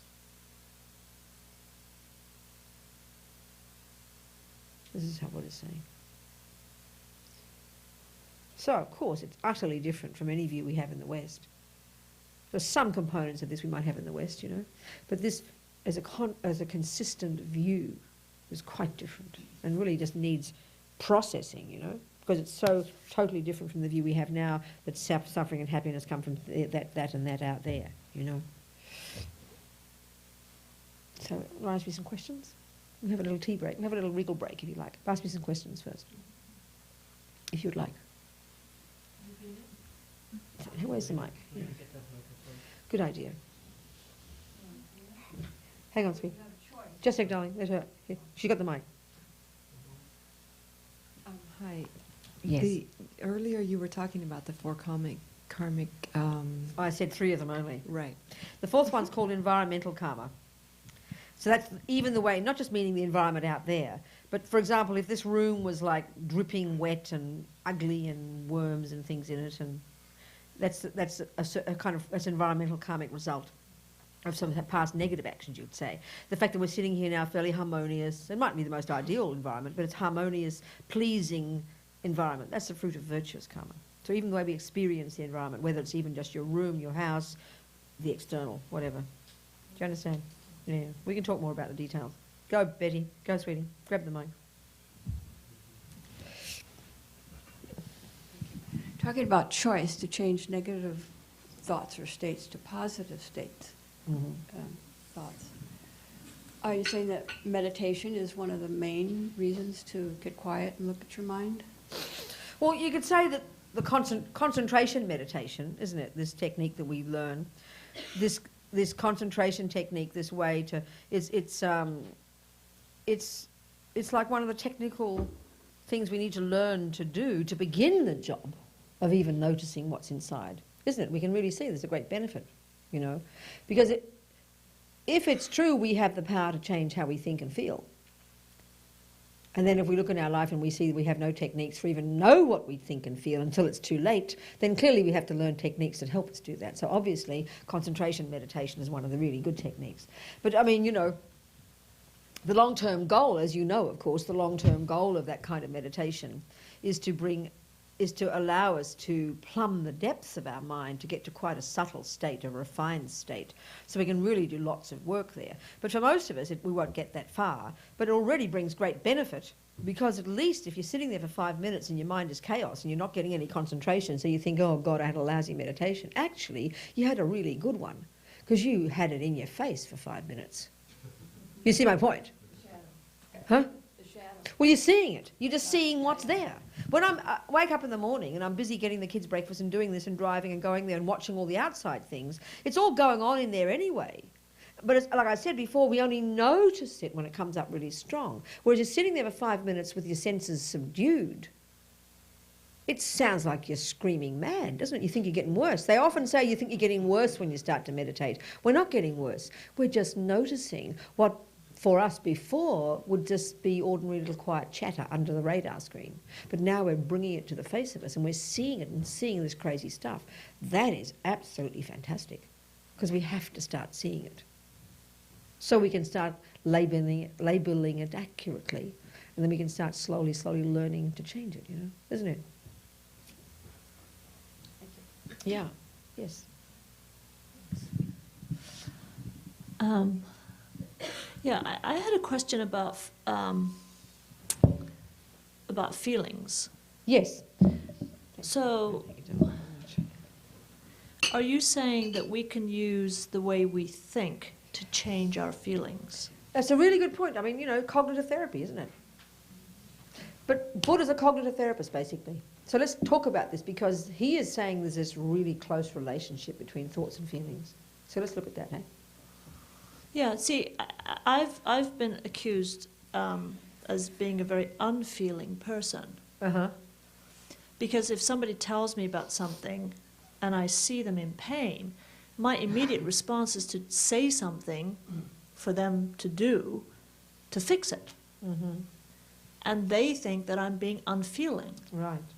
So I don't know if I'm being unfeeling. So tell me what you think. Okay, so you're using this word in a very interesting way. So tell me what you mean by feeling then. What do you mean by it? Well, like, for example, if I see somebody in an emotional pain, like they're going through some bereavement or something, I can't seem to sit just quiet and listen to what they're saying. Okay. I seem to want to tell them, well, you know, why don't you try this, or why don't you do that? Right. You know, and they feel like I haven't heard them. Okay.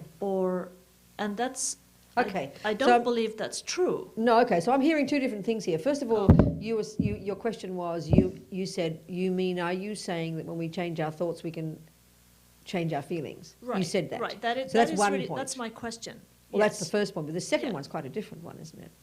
Because you're now saying that you're accused of being unfeeling because you give some practical advice to someone. Right, because I'm trying Yes. to change, or at I least understand. I'm trying to think about it differently. Yes, exactly. But Okay, so that- I would suggest there, I want to talk about the first part, definitely, but I would just, my own feeling about the second part would be, I mean, I could understand, okay, there's something interesting here, you know. One time, there's this thing in Buddhism, the wisdom wing and the compassion wing. So the wisdom wing is all this work you do on yourself to understand yourself and know why you suffer and what causes you happiness, and so you put yourself together. And then one of the consequences of this is you get very skillful in knowing how to help another person. So as the Dalai Lama said one time, compassion is not enough, you need wisdom. So what I'm hearing Yeah. in what you're saying here is, you hear a person's problem, you want to help them, which is compassion. Right. And so then, but so maybe that's the problem, because sometimes all a person wants is for you to hear them. Because the reason a person speaks about their own feelings is because they're unable to hold and bear their own feelings. So Right. we need to give them to someone else. But it doesn't necessarily mean we have to solve their problem. So Yeah. maybe wrong Yeah. time, wrong place, you know. Yes, yes, That's what I'm hearing in what Yes. you're suggesting, in what you're saying, that second point. yes. Do you see what I'm saying? Because I think we have this kind of anxiety sometimes that as soon as we see a problem or hear it, we have to make it go away. But sometimes the best is just to be there, because a person wants you just to help them hold it. And that means, oh, I understand. Yes, I know how you feel. I understand, you know. And not give any advice. If they ask you advice, that's different. But often when a person's frantic, they'll ask anybody for advice. They'll ask 27 different people because we're so desperate. And even then it mightn't be so good. Perhaps the best answer is, you'll be right. You can handle it yourself, you know. You've got wisdom. You can find your own answers. So just to hear is the best thing to do sometimes. That's the second part. But I think the first one is a really interesting point. So let's talk about that one. Unless you want to say something more about the second one. No, no, Okay. I don't. Okay. So the first one is a really interesting point, because this really gets us to the way Buddhism understands the actual way the mind is. Well, maybe we should have a break first, eh? Have a wee break first, people. Don't you think? 10 minutes? Okay. Little wriggle break. Be back in 10 minutes. All right. Thank you.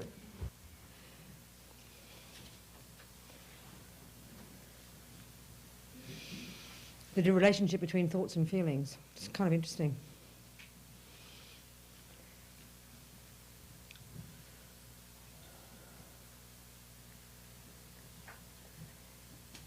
I think on the face of it, you know, with our usual approach to the mind, that is to say, not knowing really what's going on at a deeper level until it becomes strong, then we can say, we can be forgiven for thinking that thoughts and feelings are completely separate.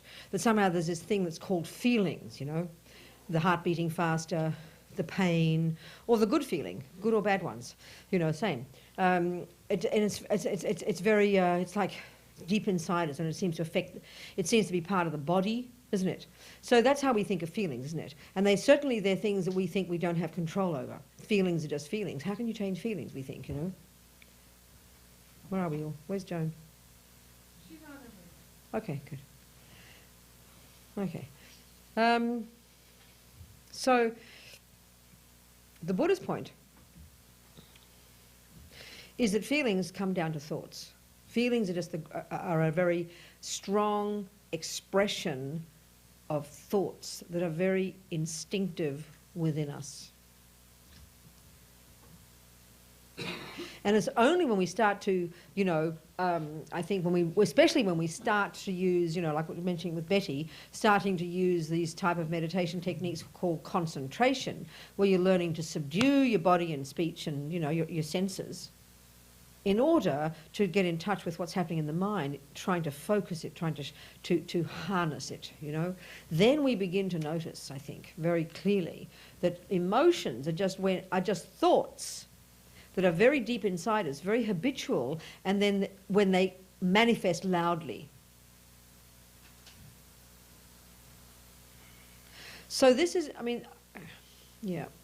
If you know, if we think that a child began in the mother's womb and then it comes out and we see it screaming and shouting, screaming and yelling, you know, and we can certainly see with some babies, some look more angry than others, don't they? I mean, it goes without saying. You can see some babies look very peaceful, kind of relaxed, kind of cool, eyes smiling, you know, go to sleep, wake up, have their milk.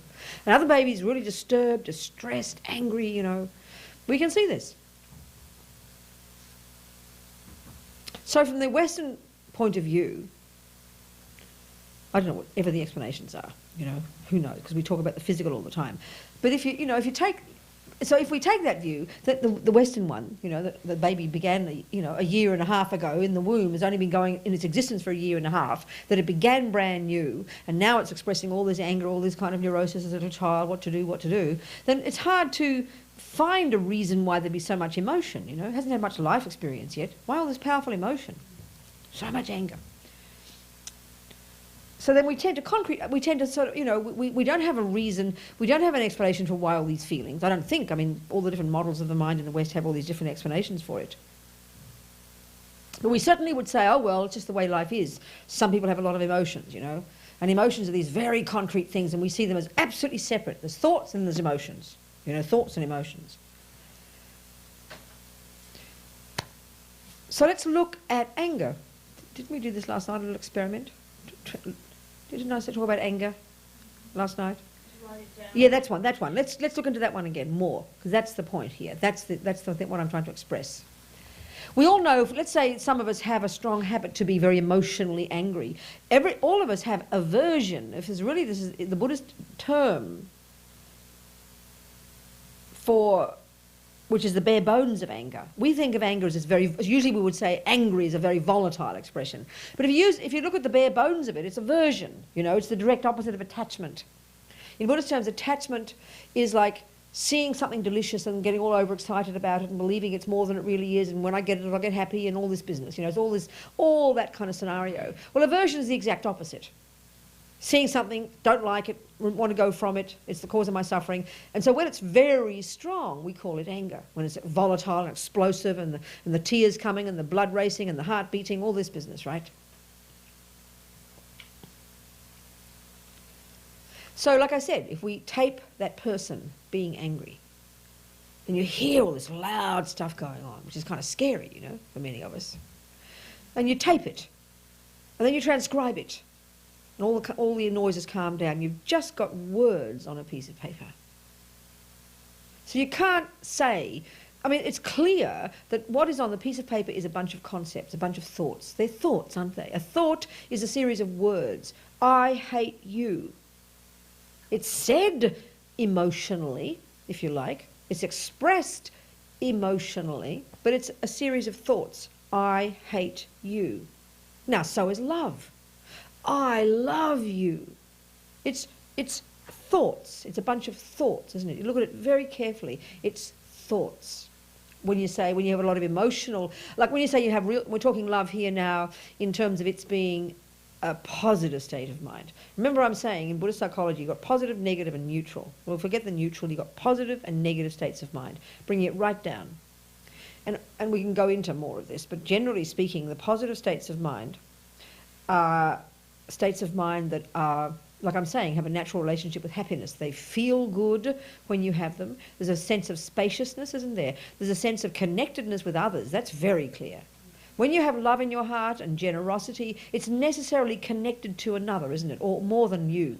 But you look at attachment and anger and jealousy, it's connected to others, but there's this terrible sense of isolation and separateness and fear and freak out, isn't there? So there's a powerful sense. That's what Buddha means by ego. Whenever there's kind of this pain and anguish and panic and separateness and or lonely or all of those, that's when it's the unhappy states of mind.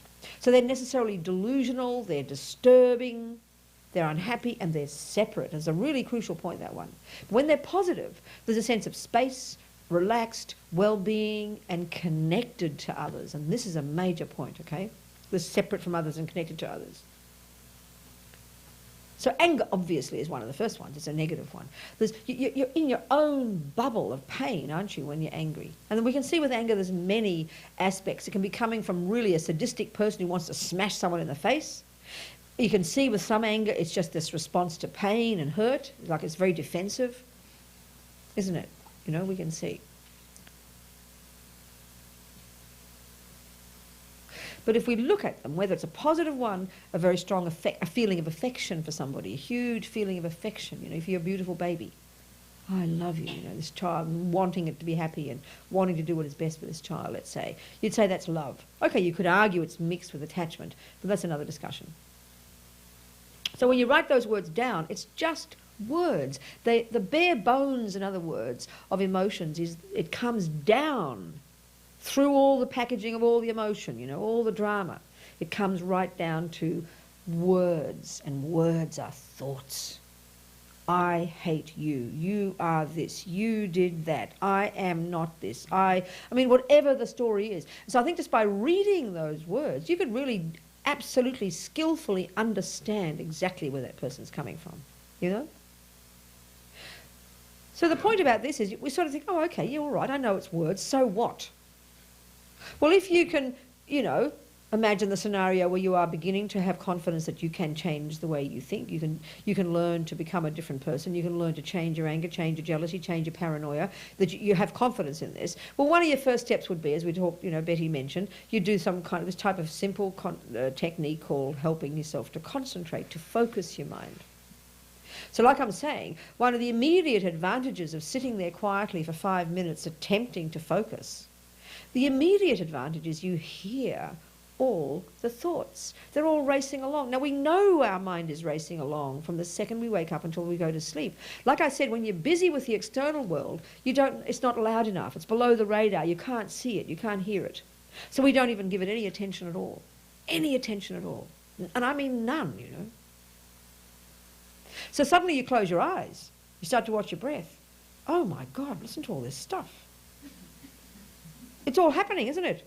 But because it's not loud, you know, it doesn't win over your senses. But now there's no sensory activity. You're calming it down. You're hearing just this endless chatter, all this seemingly random, you know. And if you really begin to become skillful, this is what we're trying to do. You recognise one piece. There's anger, you know. There's jealousy. Oh, this, I hate this. Look, not fair. You know. Oh, how dare she? Oh, I really want that. You hear all these little voices in there, 1,000 little voices, all the attachment voices, the jealousy voices, the anger ones, maybe some good ones in there, not trying to be miserable about us, but not too many. They're all the anxiety and the fear and the anxious ones. They're the ones that chatter away. I mean, you're not, you know, even when it's about helping others, it's chattering away in an anxious sense. This is the nature of the unhappy states of mind, you know. They're uncontrolled. And they're chatter. And you know, the central person in this story is I. That's the interesting point. Again, not being mean to us. So these are all these thoughts, right? They're going on and on and on and on and unceasingly. Then they sometimes go off into huge fantasies, and then we maybe engage in them, especially if it's an attachment fantasy or indeed an angry fantasy. When it's become strong, you start then engaging in the chatter, and you start building up a fantasy, especially if you're in love with somebody. You can be in the middle of the freeway with all the noise in the football field, and you can have single-pointed concentration. Because you'll now engage with all those little chatting, and you'll start building up this elaborate scenario if you're in love with this person. It could go for hours, couldn't it? Or if you are mad at somebody, the same. Single-pointed concentration. And it's not just random thoughts now. You're fully engaged in these thoughts, and you're building them up, and you're getting madder and madder and angrier and hurter, you know. It's all thoughts. Now, of course, in the West, because we don't have methods for controlling all this, for understanding this, for subduing this, for harnessing this, it's just not part of our culture, you know, because we don't pay attention to this. So maybe in the last 100 and something years, since Mr. Freud or whatever, you know, who started inventing things called psychotherapy, and wasn't it Mr. Freud?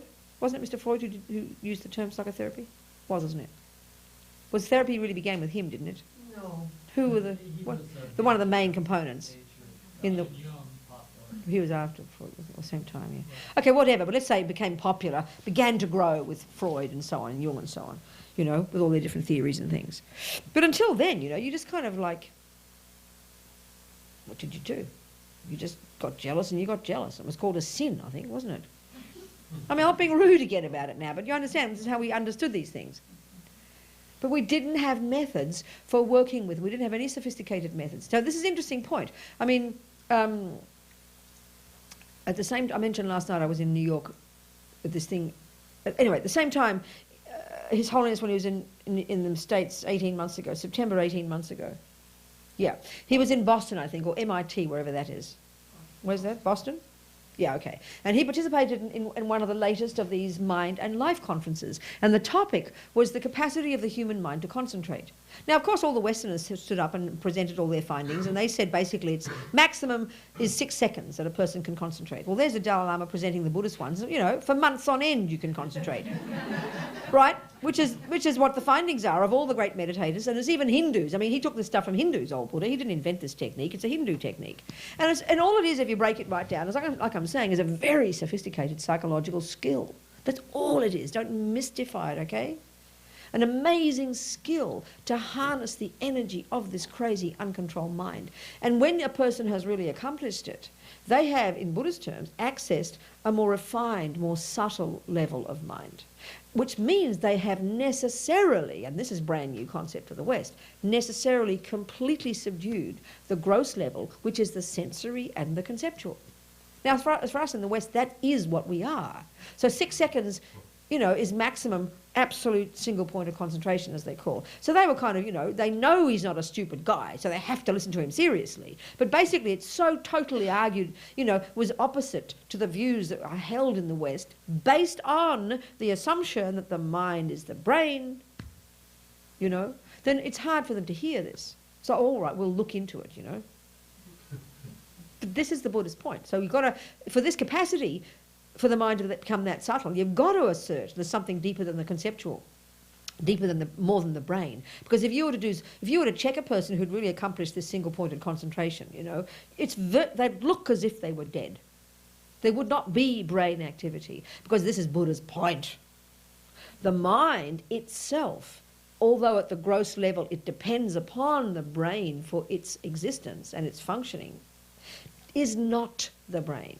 And the proof of this in Buddhist terms is that one can access subtler, more refined levels that, you know, where one has the capacity to literally leave the body, see past, see future, all these things. This is all in Buddhist teachings, right?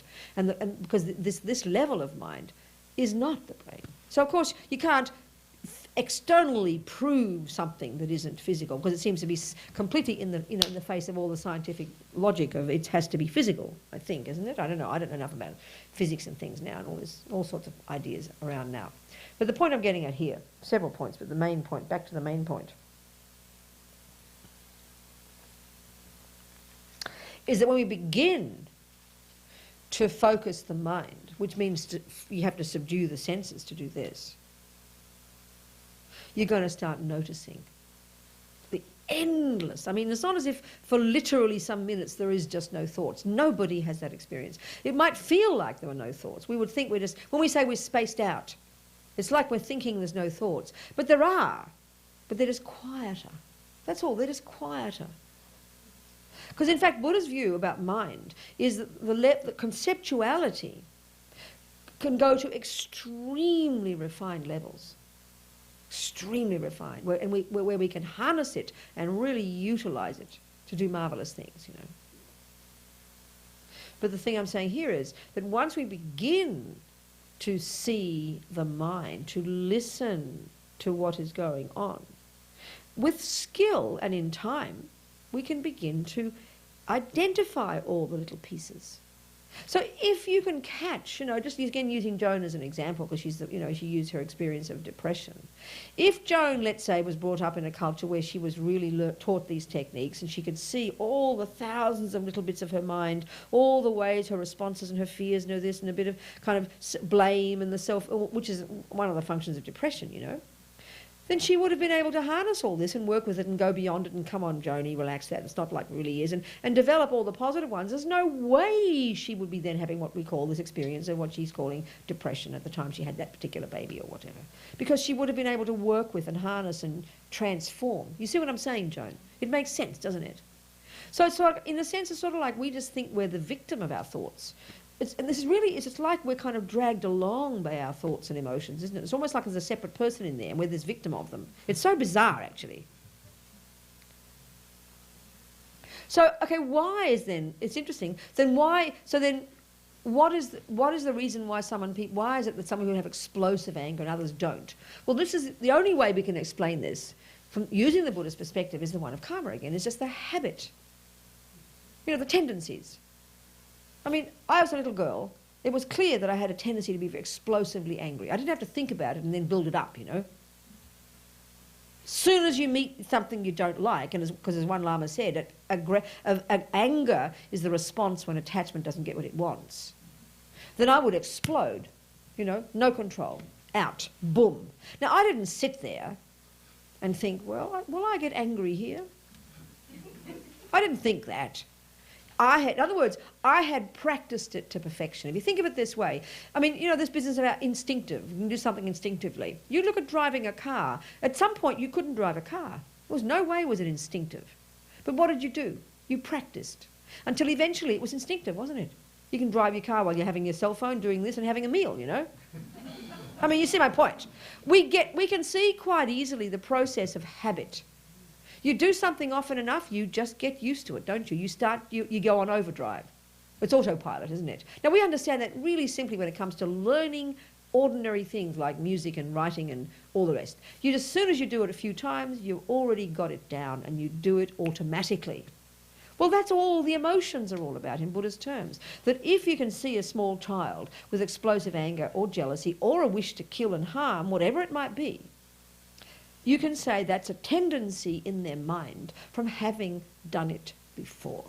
Now, the leap for us, of course, is that, you know, to conceptualise the idea that the consciousness was existing before in another body. That's a big leap for us. But we understand it in this body. You know, if you practice being kind every day, don't be surprised that you get kinder. You get good at it, you know. If you practice driving, you get good at it. Well, it's the same. It's the same. And it's a very liberating concept because we don't think of our emotions this way. So if you can see, so there it was, aversion thoughts in Robina's mind. And because her attachment was very strong, wanting what she wanted, the second that was thwarted, whether it was mummy not giving her milk on time or one of my sisters doing the wrong thing, then this aversion just exploded. And because I'd practiced it to perfection in the past, I was very good at it. You know, it just came out. So then because you have a human body, then clearly, the mind and the body are intimately connected. And interestingly, in the Buddhist tantric explanations, they have very sophisticated, interesting explanations of the subtle physiology. Like they talk in yoga, you know, the subtle physiology and the subtle psychology and how the mind and the body are intimately connected and how they impact upon each other. And in Tibetan medicine talks about this in detail, you know. So this really makes sense in the Buddhist terms. That because my mind is in this body and they're intimately connected, then it's going to impact on the parts of your body. You know? So whether it's anxiety, anger, whatever, it's got its own way of functioning in your body, of triggering experiences in your body. That's the way to say it. So anger isn't a function of the body, but it triggers the body, doesn't it? The blood races, the heart beats. It's like this huge storm inside you, isn't there? So it's because, you know, we don't think we can control this because we think of it as this physical, emotional experience. And it's true. When you've got the habit to do something really strongly and you do it automatically, it's hard to reverse that process. Of course it is. So in that sense, if you think of anger in that way, then of course it's hard to stop being angry, you know. But when you start to look at your mind, when you start to, start to see, to control the body, the senses, and then you start to notice, slowly, day after day, week after week, month after month, year after year, you can start with your aspirations to want to be less angry, to want to understand your mind, by being your own therapist, basically. You can start to catch this stuff while it's still at the thought process, before it explodes. So, okay, one of the components here, which is a tough one, the very first level of practice, if you want to look at like junior school level, they say when you're with others, watch your body and speech, watch your behaviour. When you're on your own, watch your mind. So the first thing, so I can see, like using myself as an example too, as a kid, when it's explosive anger, it includes the fist and the mouth, doesn't it? The body and the mouth. So it's all, all kicking and screaming and shouting and punching and, all this. Because the body and the mind are so connected, and this huge feeling comes up because of the habit of having it from the thoughts. It comes, then it affects your body. So when you're a little thing, you can't control anything. So off you go, Well, the trouble is you keep growing up to a big thing and you still can't control anything because we have never tried, So there I was when I was 31 or something, knowing all my life that I'd been angry. But of course, like all of us, we defend our right to be the way we are. Otherwise, it's just not sustainable. We go mad, So there I was hearing Buddha's teachings, hearing the common sense of it, but taking years of practice before I can start to say I'm harnessing my anger energy, Now, for someone else who's got anger, but not nearly so strong, I used to be so admiring of people who said, well, I just got angry yesterday and I've decided I'm never going to get angry again, and I haven't. I'd go, wow, this person's amazing, because it was too impossible for me to say this. But slowly, slowly, slowly, when you develop and you get courage and you make this aspiration to change, and I will, you vow not to get angry for more than a day or 6 months or 10 years or whatever you think you can accomplish, slowly, slowly, practice makes perfect. It's a hard job, but it's possible. So the first level is to control the body and speech. And that alone is a tough one. I mean, you look at the crazy world. Because body and speech, that's the interface between us, isn't it? If we all controlled our body and speech on this earth, what a blissful world to live in. Can you imagine? No wars, no bombs, no divorces, no bad-mouthing, no jealousy, none of the stuff with the mouth, none of the killing and the violence. So just to control your body and speech is incredible. But the trouble is, in our Western culture, we say, oh, it's only in the mind. It's only the mind, We don't even give power to the mind. And then because we're never looking in the mind, we don't value what is in there until it comes out. You see my point? So we have to speak something until we even know it's true, valid. And someone has to hear it. But if you're learning to be your own therapist, if you're beginning to harness your physical energy, your body and your speech, you're learning to look at your own mind. Slowly, slowly, slowly, you're going to stop saying those words before they come out the mouth uncontrolled, because you've noticed the mind and you've made this determination. You're beginning to take power over yourself. And you're not suppressing. Right now we have two modes in the West: vomit it all out, live in, or completely suppress, isn't it? We only know those two modes, but we're discussing here the third one, which we think of in the Western terms, that's called go to your therapist. Using them as your sounding board to help you unravel what you think and feel. Because let's face it, most of us, because we have so much guilt and fears and self-blame, we can't bear to see what we think and feel. So a common, and I think the kind of person Joan is, and again just using you as a good example, right? I bet you're the opposite to me. I bet you weren't so mean to people in your life, were you? You didn't probably badmouth people and shout and yell and kick, did you? Yes. Oh, you did? Oh, all right. But you probably didn't get very angry and... No, okay, you see, that's the thing, because depression, I wouldn't have got depressed in my life. I didn't think of depression. Mine was expressed, So depression is more the tendency of guilt, self-blame, and it's all internalized. Do you understand? It's aversion, the same as anger. But for me, other people were the object of mine. You are the object of yours. Do you see what I'm saying? And so depression is, in my way of thinking about it, it's a symptom of the internalized stuff. And, probably since a little girl, all the guilt and the amount of guilt we have in our life is incredible. We blame ourselves for things going wrong, Do you understand my point? And so all that's the internal, and it's like imploding, it's all inside. I forgot the point I was making now.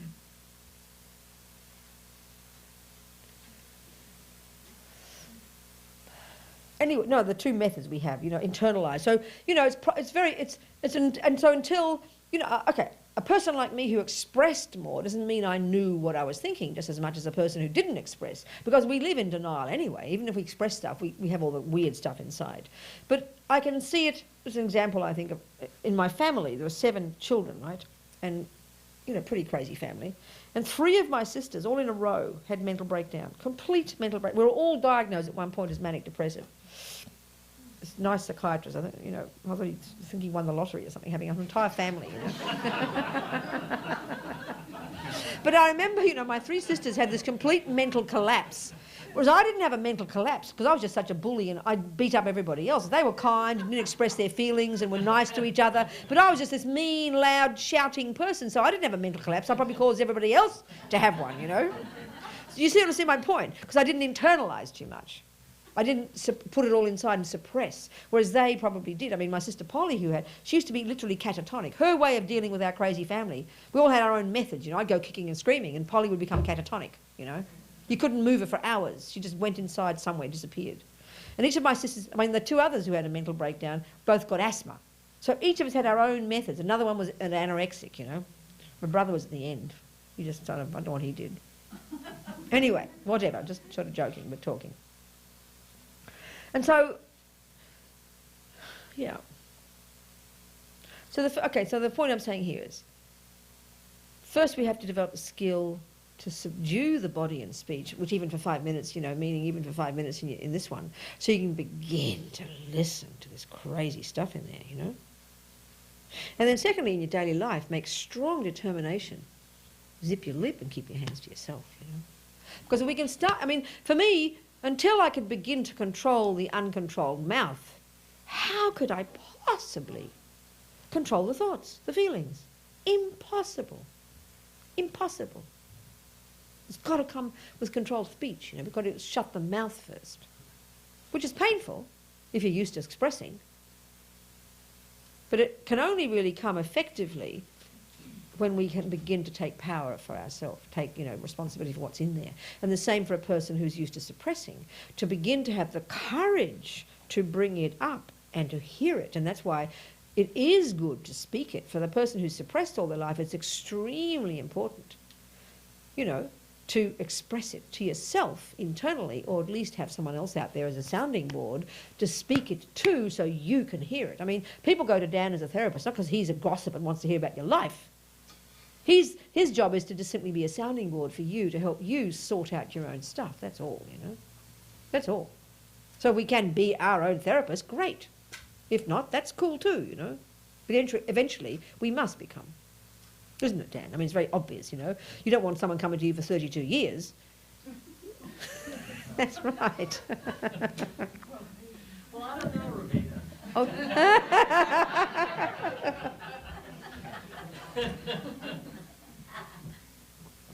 So it's this gradual process, you know. First having this confidence that, hey, yes, my daddy was mean and the people were horrible and this and that. Forget that. Let's see what I can do about me. Having that confidence.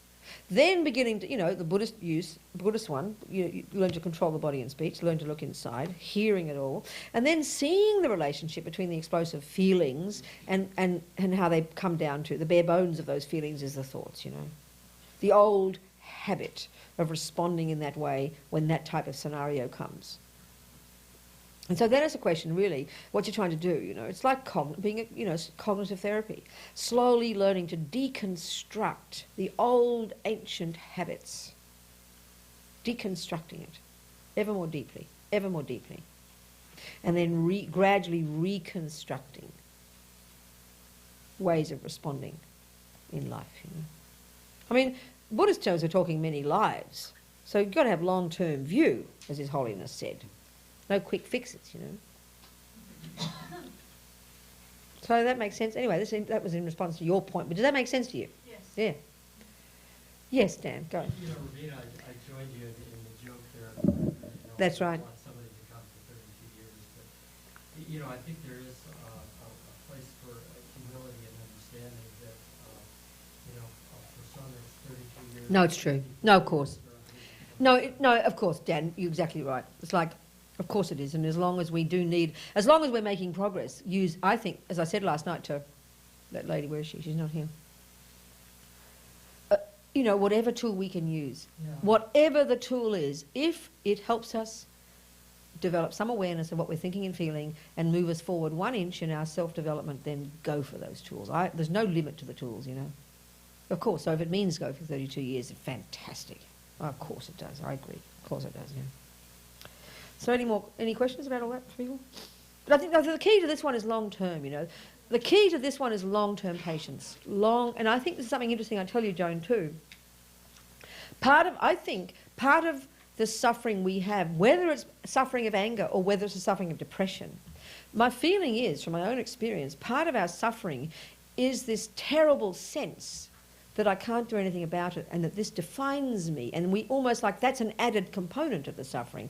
But it's almost as if once we can loosen that view and know, okay, it is there, it is real, but hey, it doesn't define me and it won't last forever. Then there's some lightness that can come about it. Do you see my point now?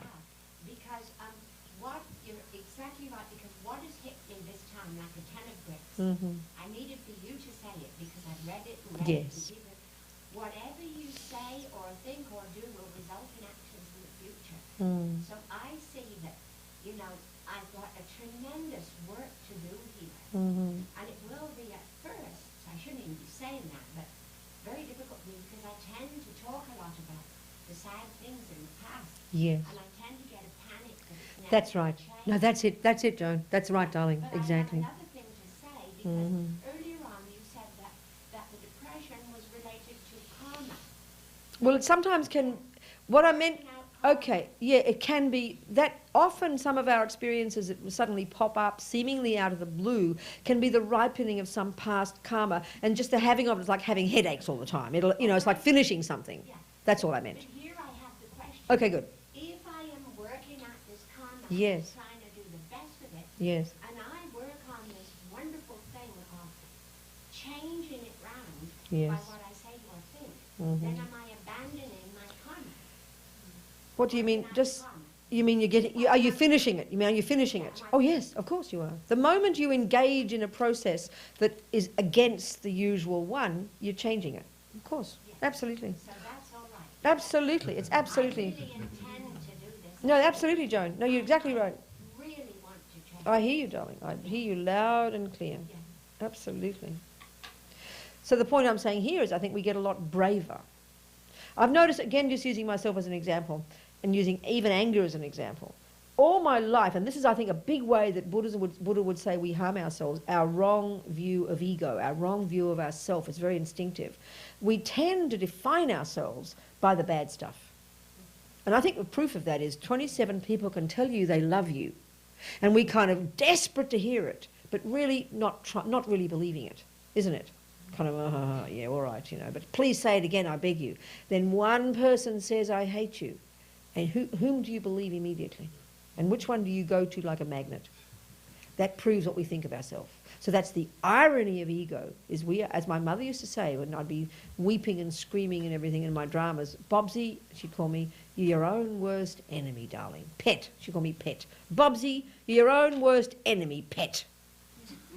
I hear it, you know. We're our own worst enemy, you know. Because that's the irony of ego. When the pain is there, whether it's depression or anger or jealousy or you name it, or loneliness, then the nature of ego is, like I said, this isolated sense of I, and its mode is panic.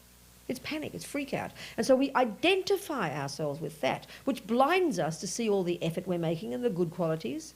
We kind of know they're there, but we're addicted to seeing the other stuff, which is just ironic, but it is true. Look at ourselves, you know. And that's why it's why we can see when people keep praising us and praising us and praising us, it's like we just can't hear it. When people tell us I love you, you know, it's like we don't want to believe it. We'd almost rather believe that they don't love us. It's just interesting. So what I'm saying here is, in my life I could see, because anger, and that's just one example, I've got many of them, that's just one, because it was one of my habits, I remember in my life it was like my middle name. I just assumed this is Robina. This is me. So, meaning I define myself in that way. So when you define yourself by all the garbage, well, of course you walk around like wearing it like a big cloak, you know. And it's what other people will see. It's what you feed back to other people, because it's how you see yourself.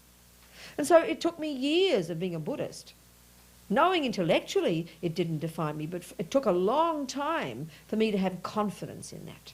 And that just took practice of saying it, hearing it, wanting it, struggling against it. And slowly, slowly I could see almost I can remember the point when that point began to have power for me. That, hey, Robina, anger is still there, uncontrolled, but it's not who you really are. And that immediately gave space. And that itself was what already helped lessen the anger. Because as long as we concretize it, I am depressed, I am angry, you keep reinforcing it. But as soon as we say, okay, depression is there, anger is there, but it's not the whole story, it's not who I really am, that itself calms it. That itself gives us courage, because that means we're starting to identify ourselves by our efforts and our positive qualities. It's like the half glass and the empty and the half full one. And that just takes time, you know. You understand my point? Immediately, my anger became less fearful, less severe, because there was some space now. Yeah. Which is interesting. But more than anything, I'm seeing this one, we've got to have long-term view, because one of the sadnesses, one of the sufferings of all our pain and our delusions, fear and panic are characteristics of all of them. Anger, fear, anger, jealousy, a whole lot. And so it's like we're hysterical in our wish for them to change. You know, so we rush into Buddhism with the same expectations. Now I'm going to get happy, you know. Like before it was a new fridge would make me happy. Now it's when I get rid of depression I'll get happy. So it's going to be the same trap. So it's almost like, as Lama Yeshe said, we've got to learn to be happy now. I'm a depressed, angry, you know, pain in the bum, but it's okay. Almost like that. And that's not defending it. It's just kind of accepting this is who I am right now. I can see I want to develop my positive. I can see I want to lessen my negative. And I'm moving along nicely and I'm rejoicing in my efforts. It's extremely important, you know. And it's long-term view. In other words, having patience with ourselves and not being panic-stricken by the fact that we've still got the jealousy and the anger and the panics and the fears and that. It's like having the courage to bear it, in other words, like a headache. Like a headache, you know, having the courage to know we won't go crazy. It's okay, you know. That kind of puts us in the earth and gives us courage and strength. And is the panic then, because I get a lot of panic. Of course. Panic, the fear that it's not going to change? Well, I think it's even more, I mean, it's one of the ways I think expresses, but again, just speaking just in Buddhist terms, all these delusions, all the unhappy states of mind we all have, are all simply the voices of ego, putting it like that.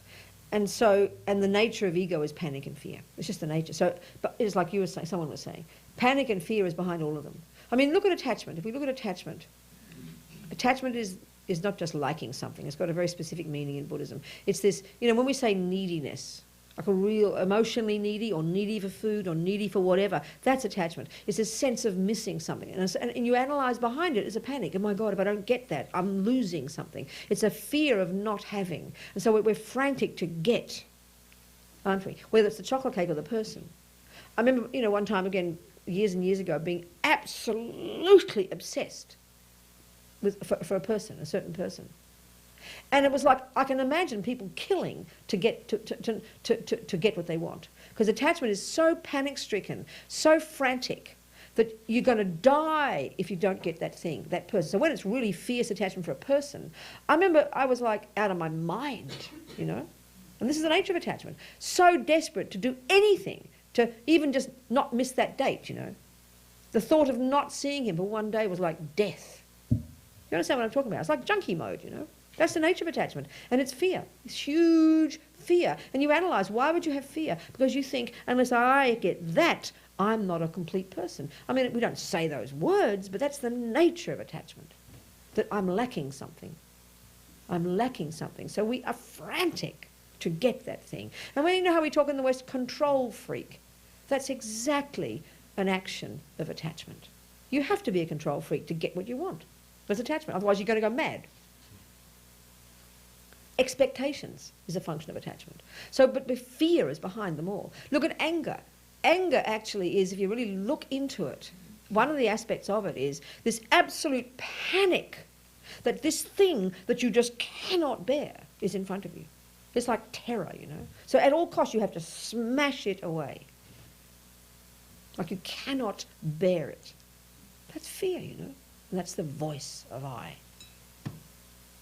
Jealousy, look at that one. Like a piece of you has been ripped off. It's like death, you know. Depression, all of them. And depression, the kind of fear, the panic attacks is a common part of depression.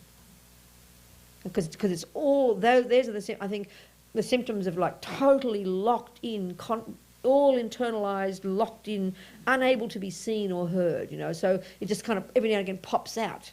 And there's this primordial fear comes, you know.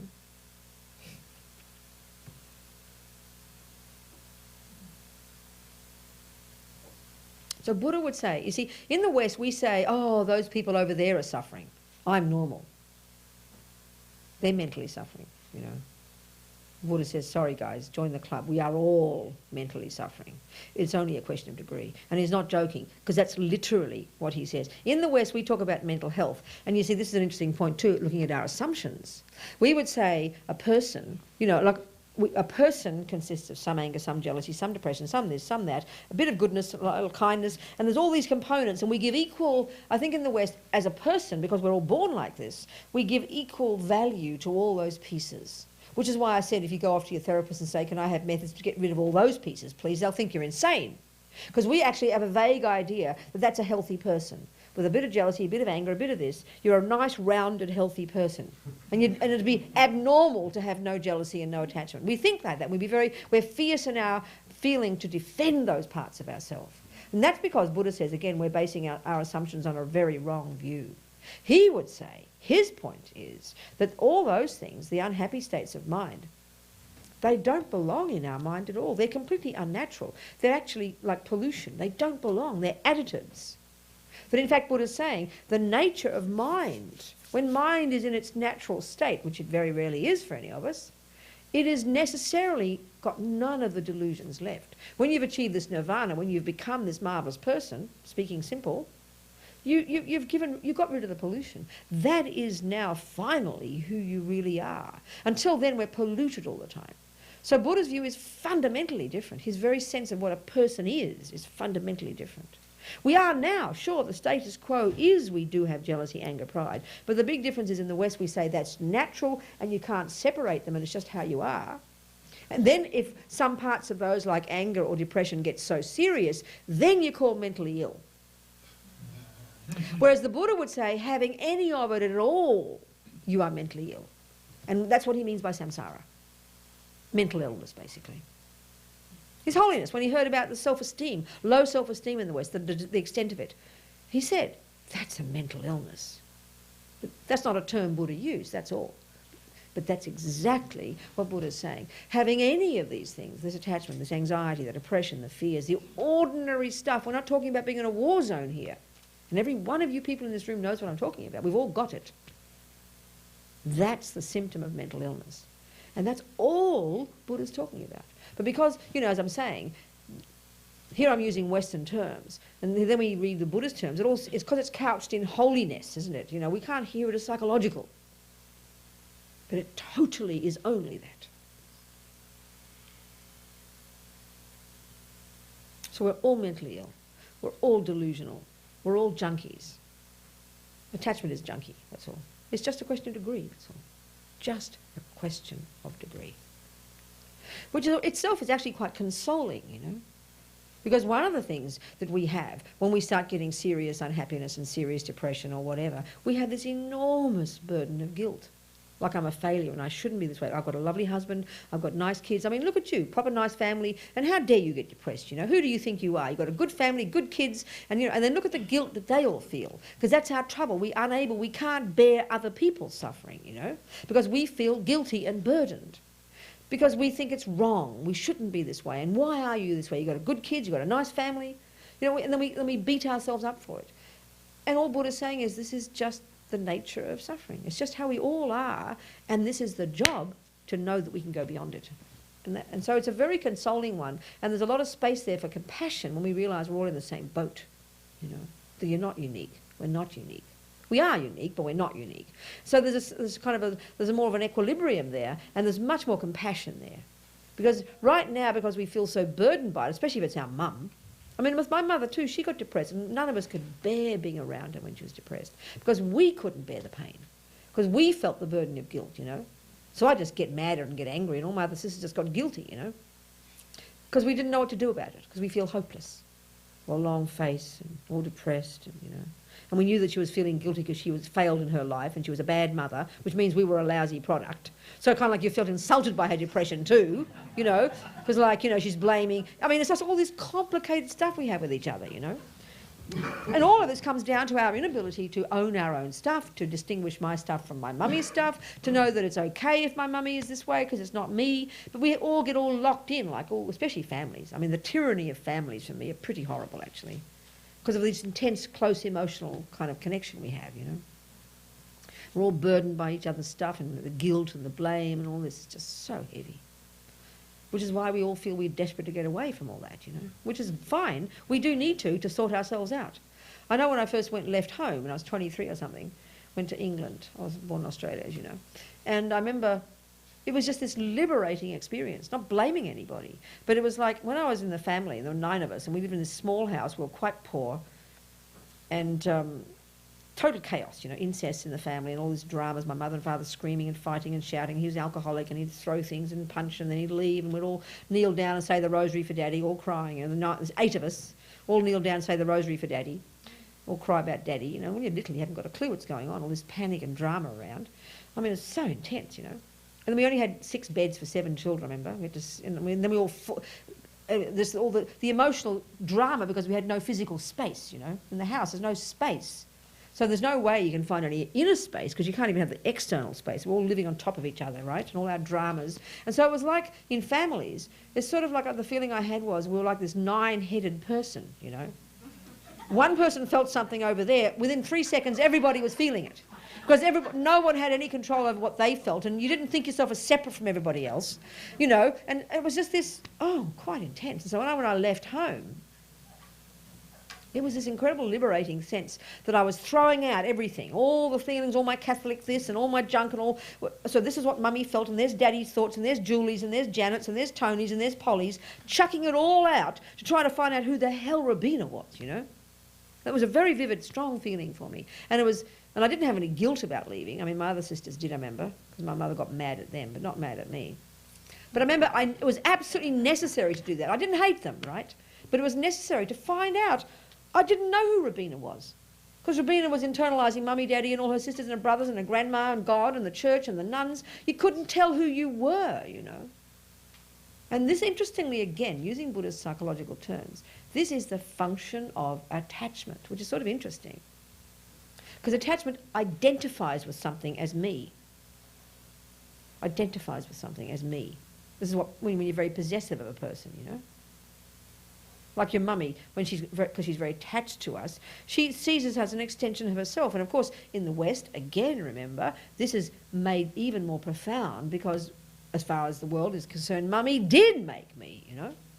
So she's got extra reason to want to possess me because I'm a product of her. She invented me. So that possessiveness, which of course is so powerful in families, is a function of very intense attachment because you identify yourself as that, which is why it's so painful if it's in a love relationship when the person goes off and leaves you for a younger model, you know.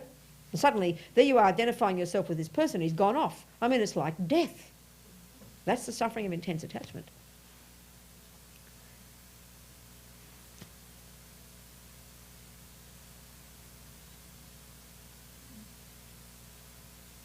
Attachment in Buddhist terms is actually effectively, in day-to-day life, is the source of all the suffering.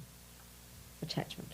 And to hear that is really curious because, you know, in normal terms, how we use these words, I think, in day-to-day life and according to which psychological model we're using, we very rarely see it. I don't know, maybe there's an integrated picture, but using ordinary words like attachment, anger, pride, jealousy, which seem rather simplistic. I think usually in psychological terms for mental illnesses in the West, there's so many complex terms and we keep inventing new ones every day, isn't it? But this is the Buddhist model, you know. You've got the ego grasping, this primordial sense of self, which Buddha says is a real mistaken sense of self, a very limited, fearful, neurotic, kind of separate sense of self, which necessarily gives rise to I, therefore I need, I want.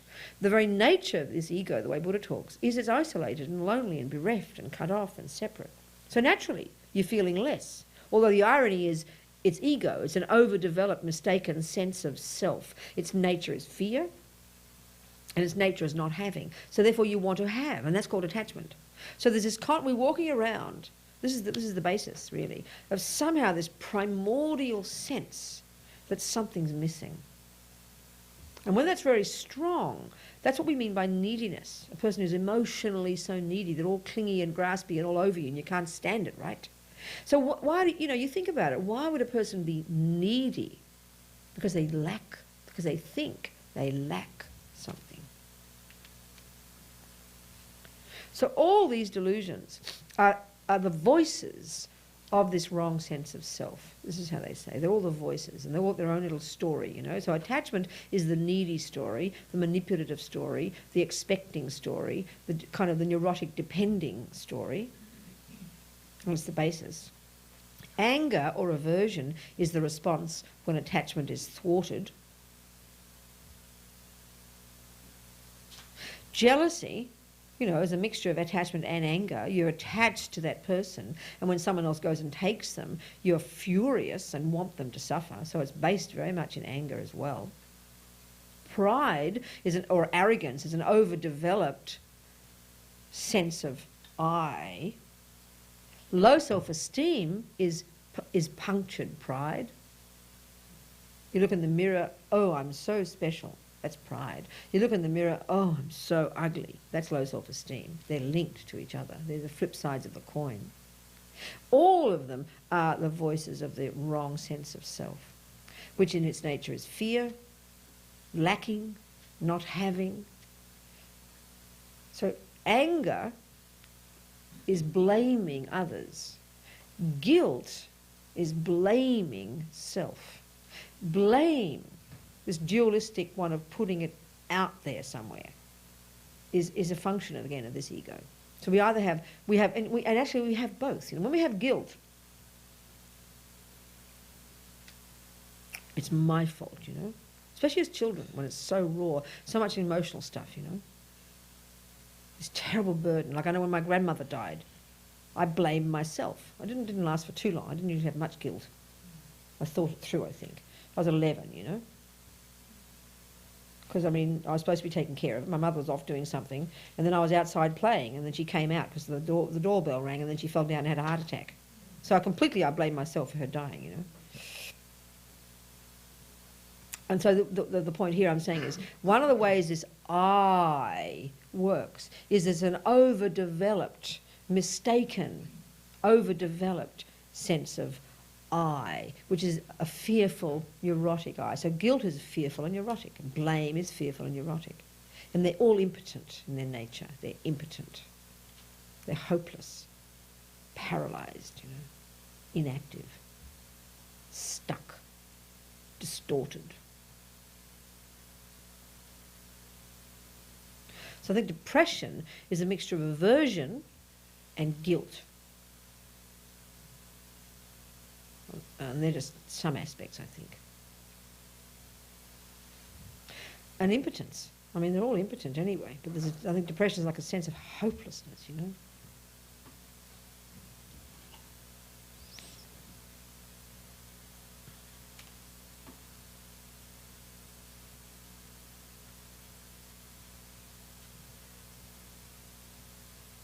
So attachment, as Lama Yeshe said, I can tell you about attachment for one whole year.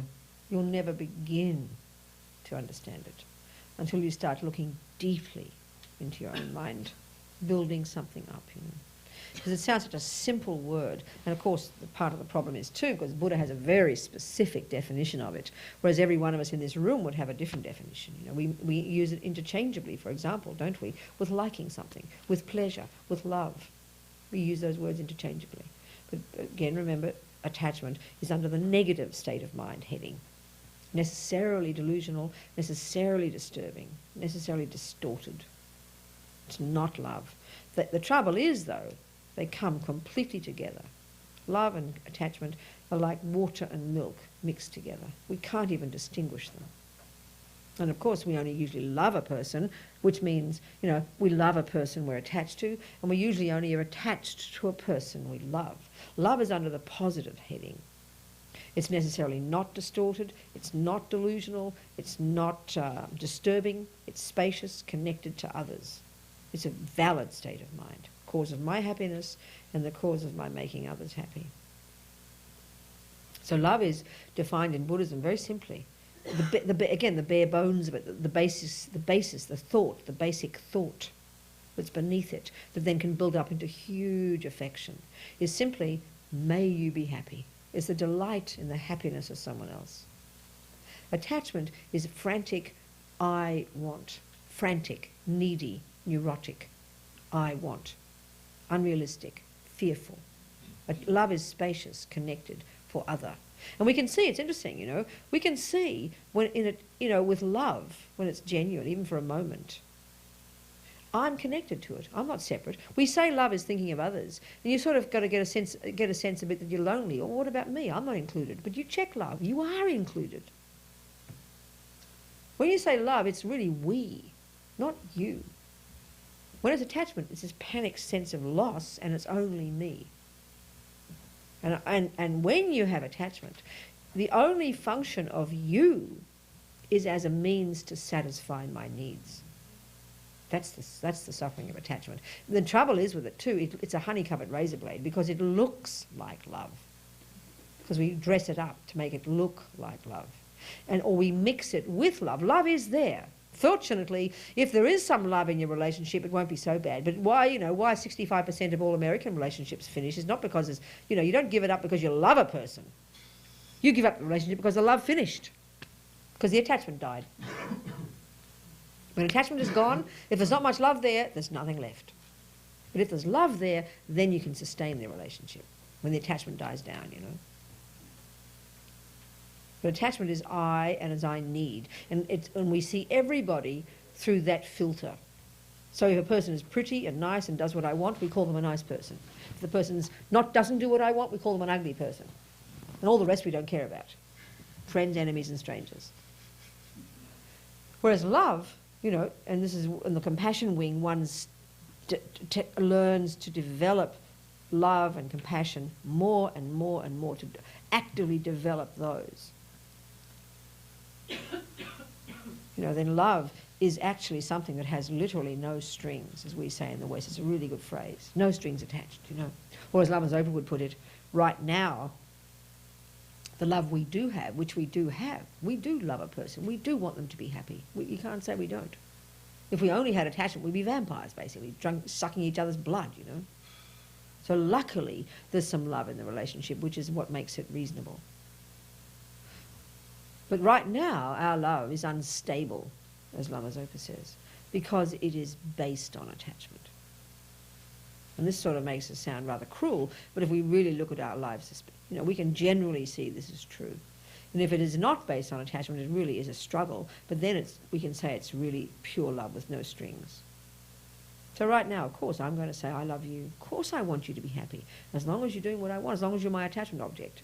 It's easy to love you because you look so gorgeous to me, you do the nice things, we live together. And don't hear this as cruel, just understand it, you know. Whereas if you really do love a person, the way to think of this is you think, even if you leave me tomorrow, I'll love you still. That's profound. That's incredible, I tell you. Because mostly that doesn't happen in the world. You leave me tomorrow, my love turns off, you know, and turns into anger now. I now hate you. I don't love you at all. And I'm certainly not attached to you anymore. Well, I have attachment, but not necessarily to you, but to getting what I wanted, you know. So love and attachment, I mean, just this alone, we could spend years just working on distinguishing between these two, catching ourselves, seeing them. Because they're right, like I said, right now they're mixed like water and milk together. You just cannot distinguish. They're extremely difficult to see the difference. Because in our culture, we don't distinguish them. There's no, you know, we don't distinguish these two. Because what Buddha's saying here, this thing called attachment is I-based, it's neurotic, it's fearful, manipulative, controlling, needy. All those words we use, they're all the functions of attachment. Or we are like that when attachment is talking. That's the point. They're the symptoms, if you like, of attachment, or the functions, you could say it this way. And we all recognise those things very vividly. This neediness for something, the sense of lacking something. You know, and because of this we get angry, we get jealous. Because of all these, they're all the symptoms of attachment. You know, if we didn't have attachment, there's no way we'd be angry. If we didn't have attachment, there's no way we'd be jealous. If we didn't have attachment, there's no way we'd manipulate people, expect people, get hurt when they don't do what we want. There's just no way. But because attachment is so deep and so intuitive with us, you know, we don't label it as a problem until you don't get the object. So it's sort of like, you know, Dan and I go to the cafe and order our chocolate cake, and we just look like two friendly people having chocolate cake. No one would accuse us of having attachment, you know. You poor, look at those deluded people having attachment. You wouldn't. But you watch what happens. We go order our chocolate cake, and then carrot cake comes. So, you know, Dan's response would be, oh, okay, that's cool, I can handle carrot cake. And Robina's response would be, excuse me, I ordered chocolate cake, how dare you, I'm not going to eat in this restaurant again, I'm not going to pay my bill, blah, blah, blah, really upset. Well, my response proved I had attachment, expectation. Dan's response proved he didn't have attachment. So when you see the two of us in the beginning ordering our chocolate cake, you can't tell the difference. When you do get the object, it's almost impossible to notice if you have attachment. This is my point here. But when you don't get the object, that's when you can see you had attachment, by your response of having anger or freak out or whatever it is, you know. Because there's that dependence upon getting that thing. It's like you're dependent upon it. That's the junkie mode. Very simple. The addiction mode. You know, again, in the West, we wouldn't think we're addicts. We'd be insulted if somebody accused us of being an addict. But addiction is the term we use in the West for what Buddhism simply calls strong attachment. That's all. And again, in the West, we only think when you're called an addict is when you have a problem. Whereas Buddha says having any attachment at all, you have a problem. This is hard too. Also, the trouble in the West is because when we say attachment, we define it by the object. He's a junkie. He's an alcoholic, you know. Whereas the Buddhist view, attachment, I mean, you could have a person who's fiercely attached, needy, dependent, grasping, manipulative for a person. But because there's also love in that, you know, say there's also love in that relationship, then no one would accuse that person of having a problem. They'd be really upset and hurt. Whereas that attachment could be even more fierce than the attachment of the person for the alcohol. Whereas in the West we define it by the object, and we define it by the, you know, whether it's physically suffering, you know. And this is, again, the point. When we see strong attachment like that, when it destroys the body, and obviously can destroy the mental states too, when it's something that strong. It's only when it's very strong do we think the person has the problem, you know. But the sign, and this again is not meant to be cruel, it's just learning to see our minds in a subtler way than we normally do. What we call happiness in our ordinary life,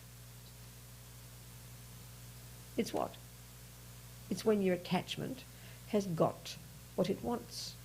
The nice hubby, the nice job, the pleasant food. And we can see why we have fear about losing it is because we're attached to it. So I use that example when I was completely obsessed, and I can think of this strongly, this experience.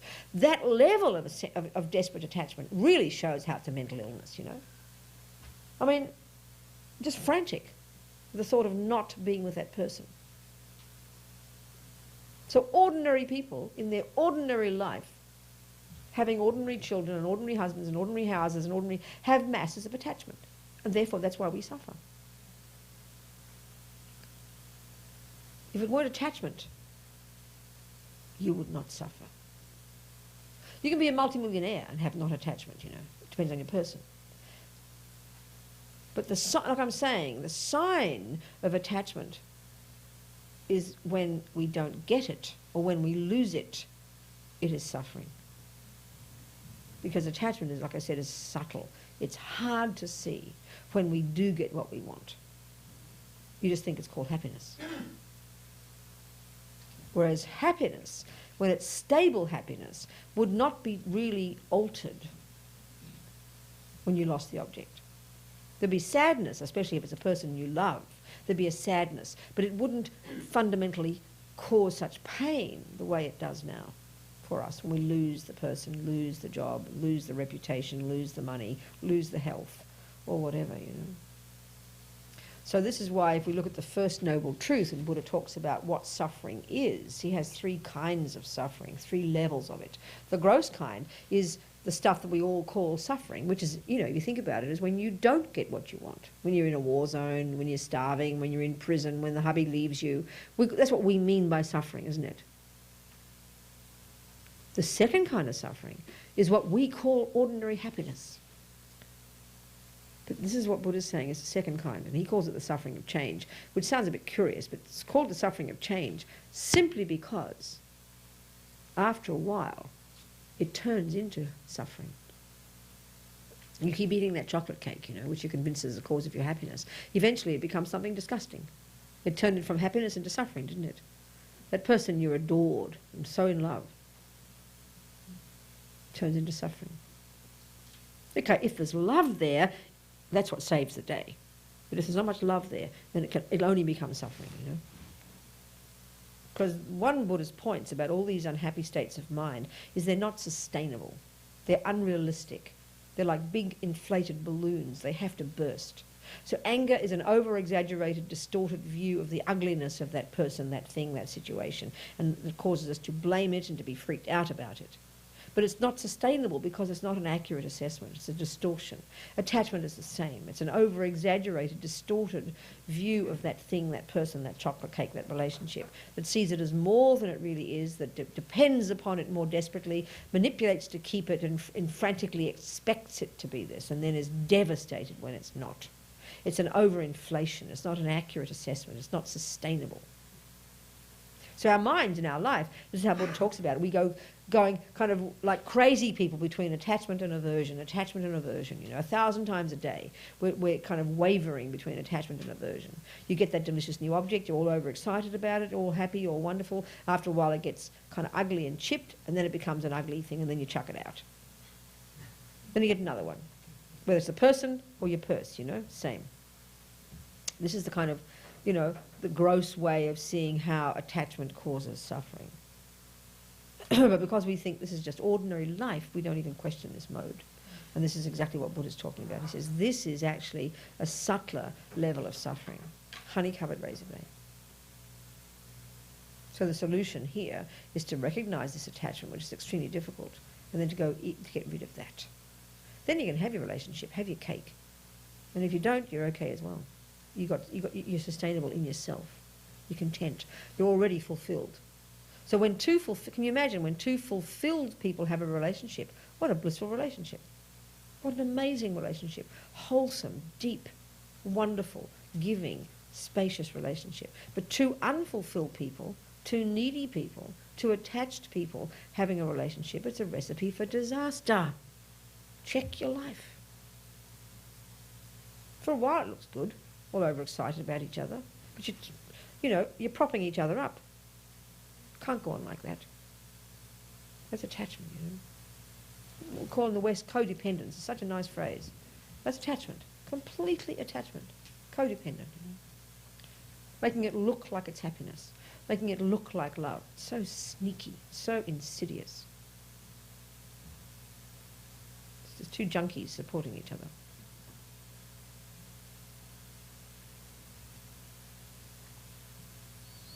So, we recognise all these words, don't we? But all I'm doing is, there's not a word I've said here that isn't straight from Buddha. Just I'm saying it in a way that we all talk in the West,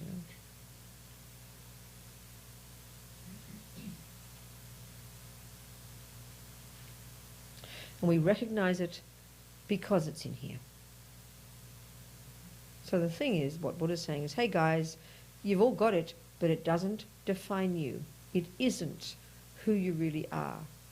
So having the courage, even this alone, having the courage to see this, itself makes life unbelievably bearable, is itself the source of happiness. It's the identifying with the unhappy stuff, and then the panic and fear that comes from thinking this is who I really am, and the panic and fear of thinking therefore I can't change it, that is causing so much of the pain. It's sort of like, very simple, it's like you've got this big ugly scar on your arm and you're hiding it and you don't like it and you identify yourself with it and it's so awful and you look at it all the time because it's just awful, this ugly thing on yourself, you know, it's so permanent, you don't like it. And then one day you realise you can slowly wash it off. Look at the difference in your view. It's still there, isn't it? But suddenly it's not permanent. There's a lightness, isn't there? There's a freedom. Oh, phew, there's light at the end of the tunnel. I can get rid of it, you know. That's the point I'm saying. Right now the panic we have is because we think this is me frozen in space. Oh my God, you know, no light at the end of the tunnel. But when you know it is there but you can change, suddenly there's a lightness. There's a courage that comes. Then you can bear the pain because you know it's not you. It's okay. I think this is extremely important. Look, it's lunchtime, sorry. Gosh, lunch is important. We better stop. Okay, so let's just think about our lunch differently, because what we're trying to do here is think about everything differently. So normally with lunch it's like attachment, you know, oh, those nice carrots, oh, this nice bread, oh, not that ugly looking thing, there's aversion. So instead of just seeing it through our little tunnel vision of attachment, think of it out there, whatever it is, oceans of nectar, and think too that all, you know, it's interdependent. So all the pieces that have come together, and all the people who did the gardening, and the little creatures who died when they took it to the veggie shop, and all the people who made it and chopped it and cooked it, and the people who provided the gas. I mean, all this is real factual, actually. There's so many factors involved in bringing lunch to us. So how marvellous, how wonderful, you know. Then we imagine it as oceans of nectar, not just a little bowl of it. And then we imagine all the beings in the universe experiencing the pleasure of receiving it. We happily offer it to them. So we think of all the Buddhas and all the holy beings, and all the suffering sentient beings as we can imagine, you know, the animals and the creatures and the insects and the rats and the dogs and the humans and all the kinds of beings that there are, the whole of the universe full of them, and we're so delighted to offer this to them, giving them everything they need. Thinking like this. Lama Sangye Lama Che Dejen Lama Gyune Gerunte Kungi Jepo Lama Te Lama Namla Che Pabu.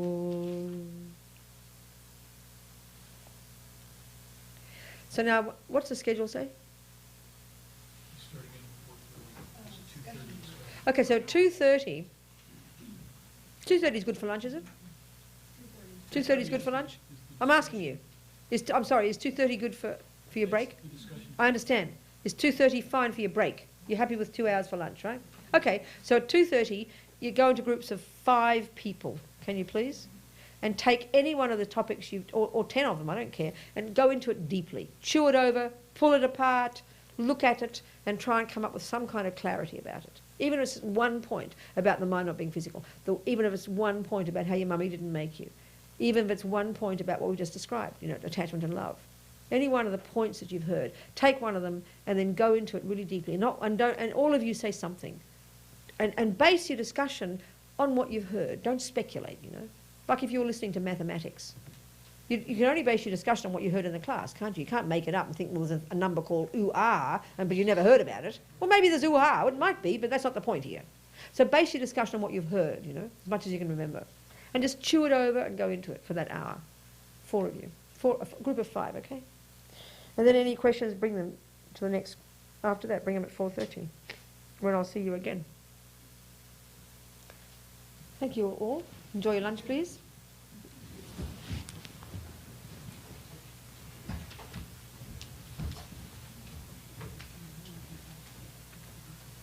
Before everybody leaves, we need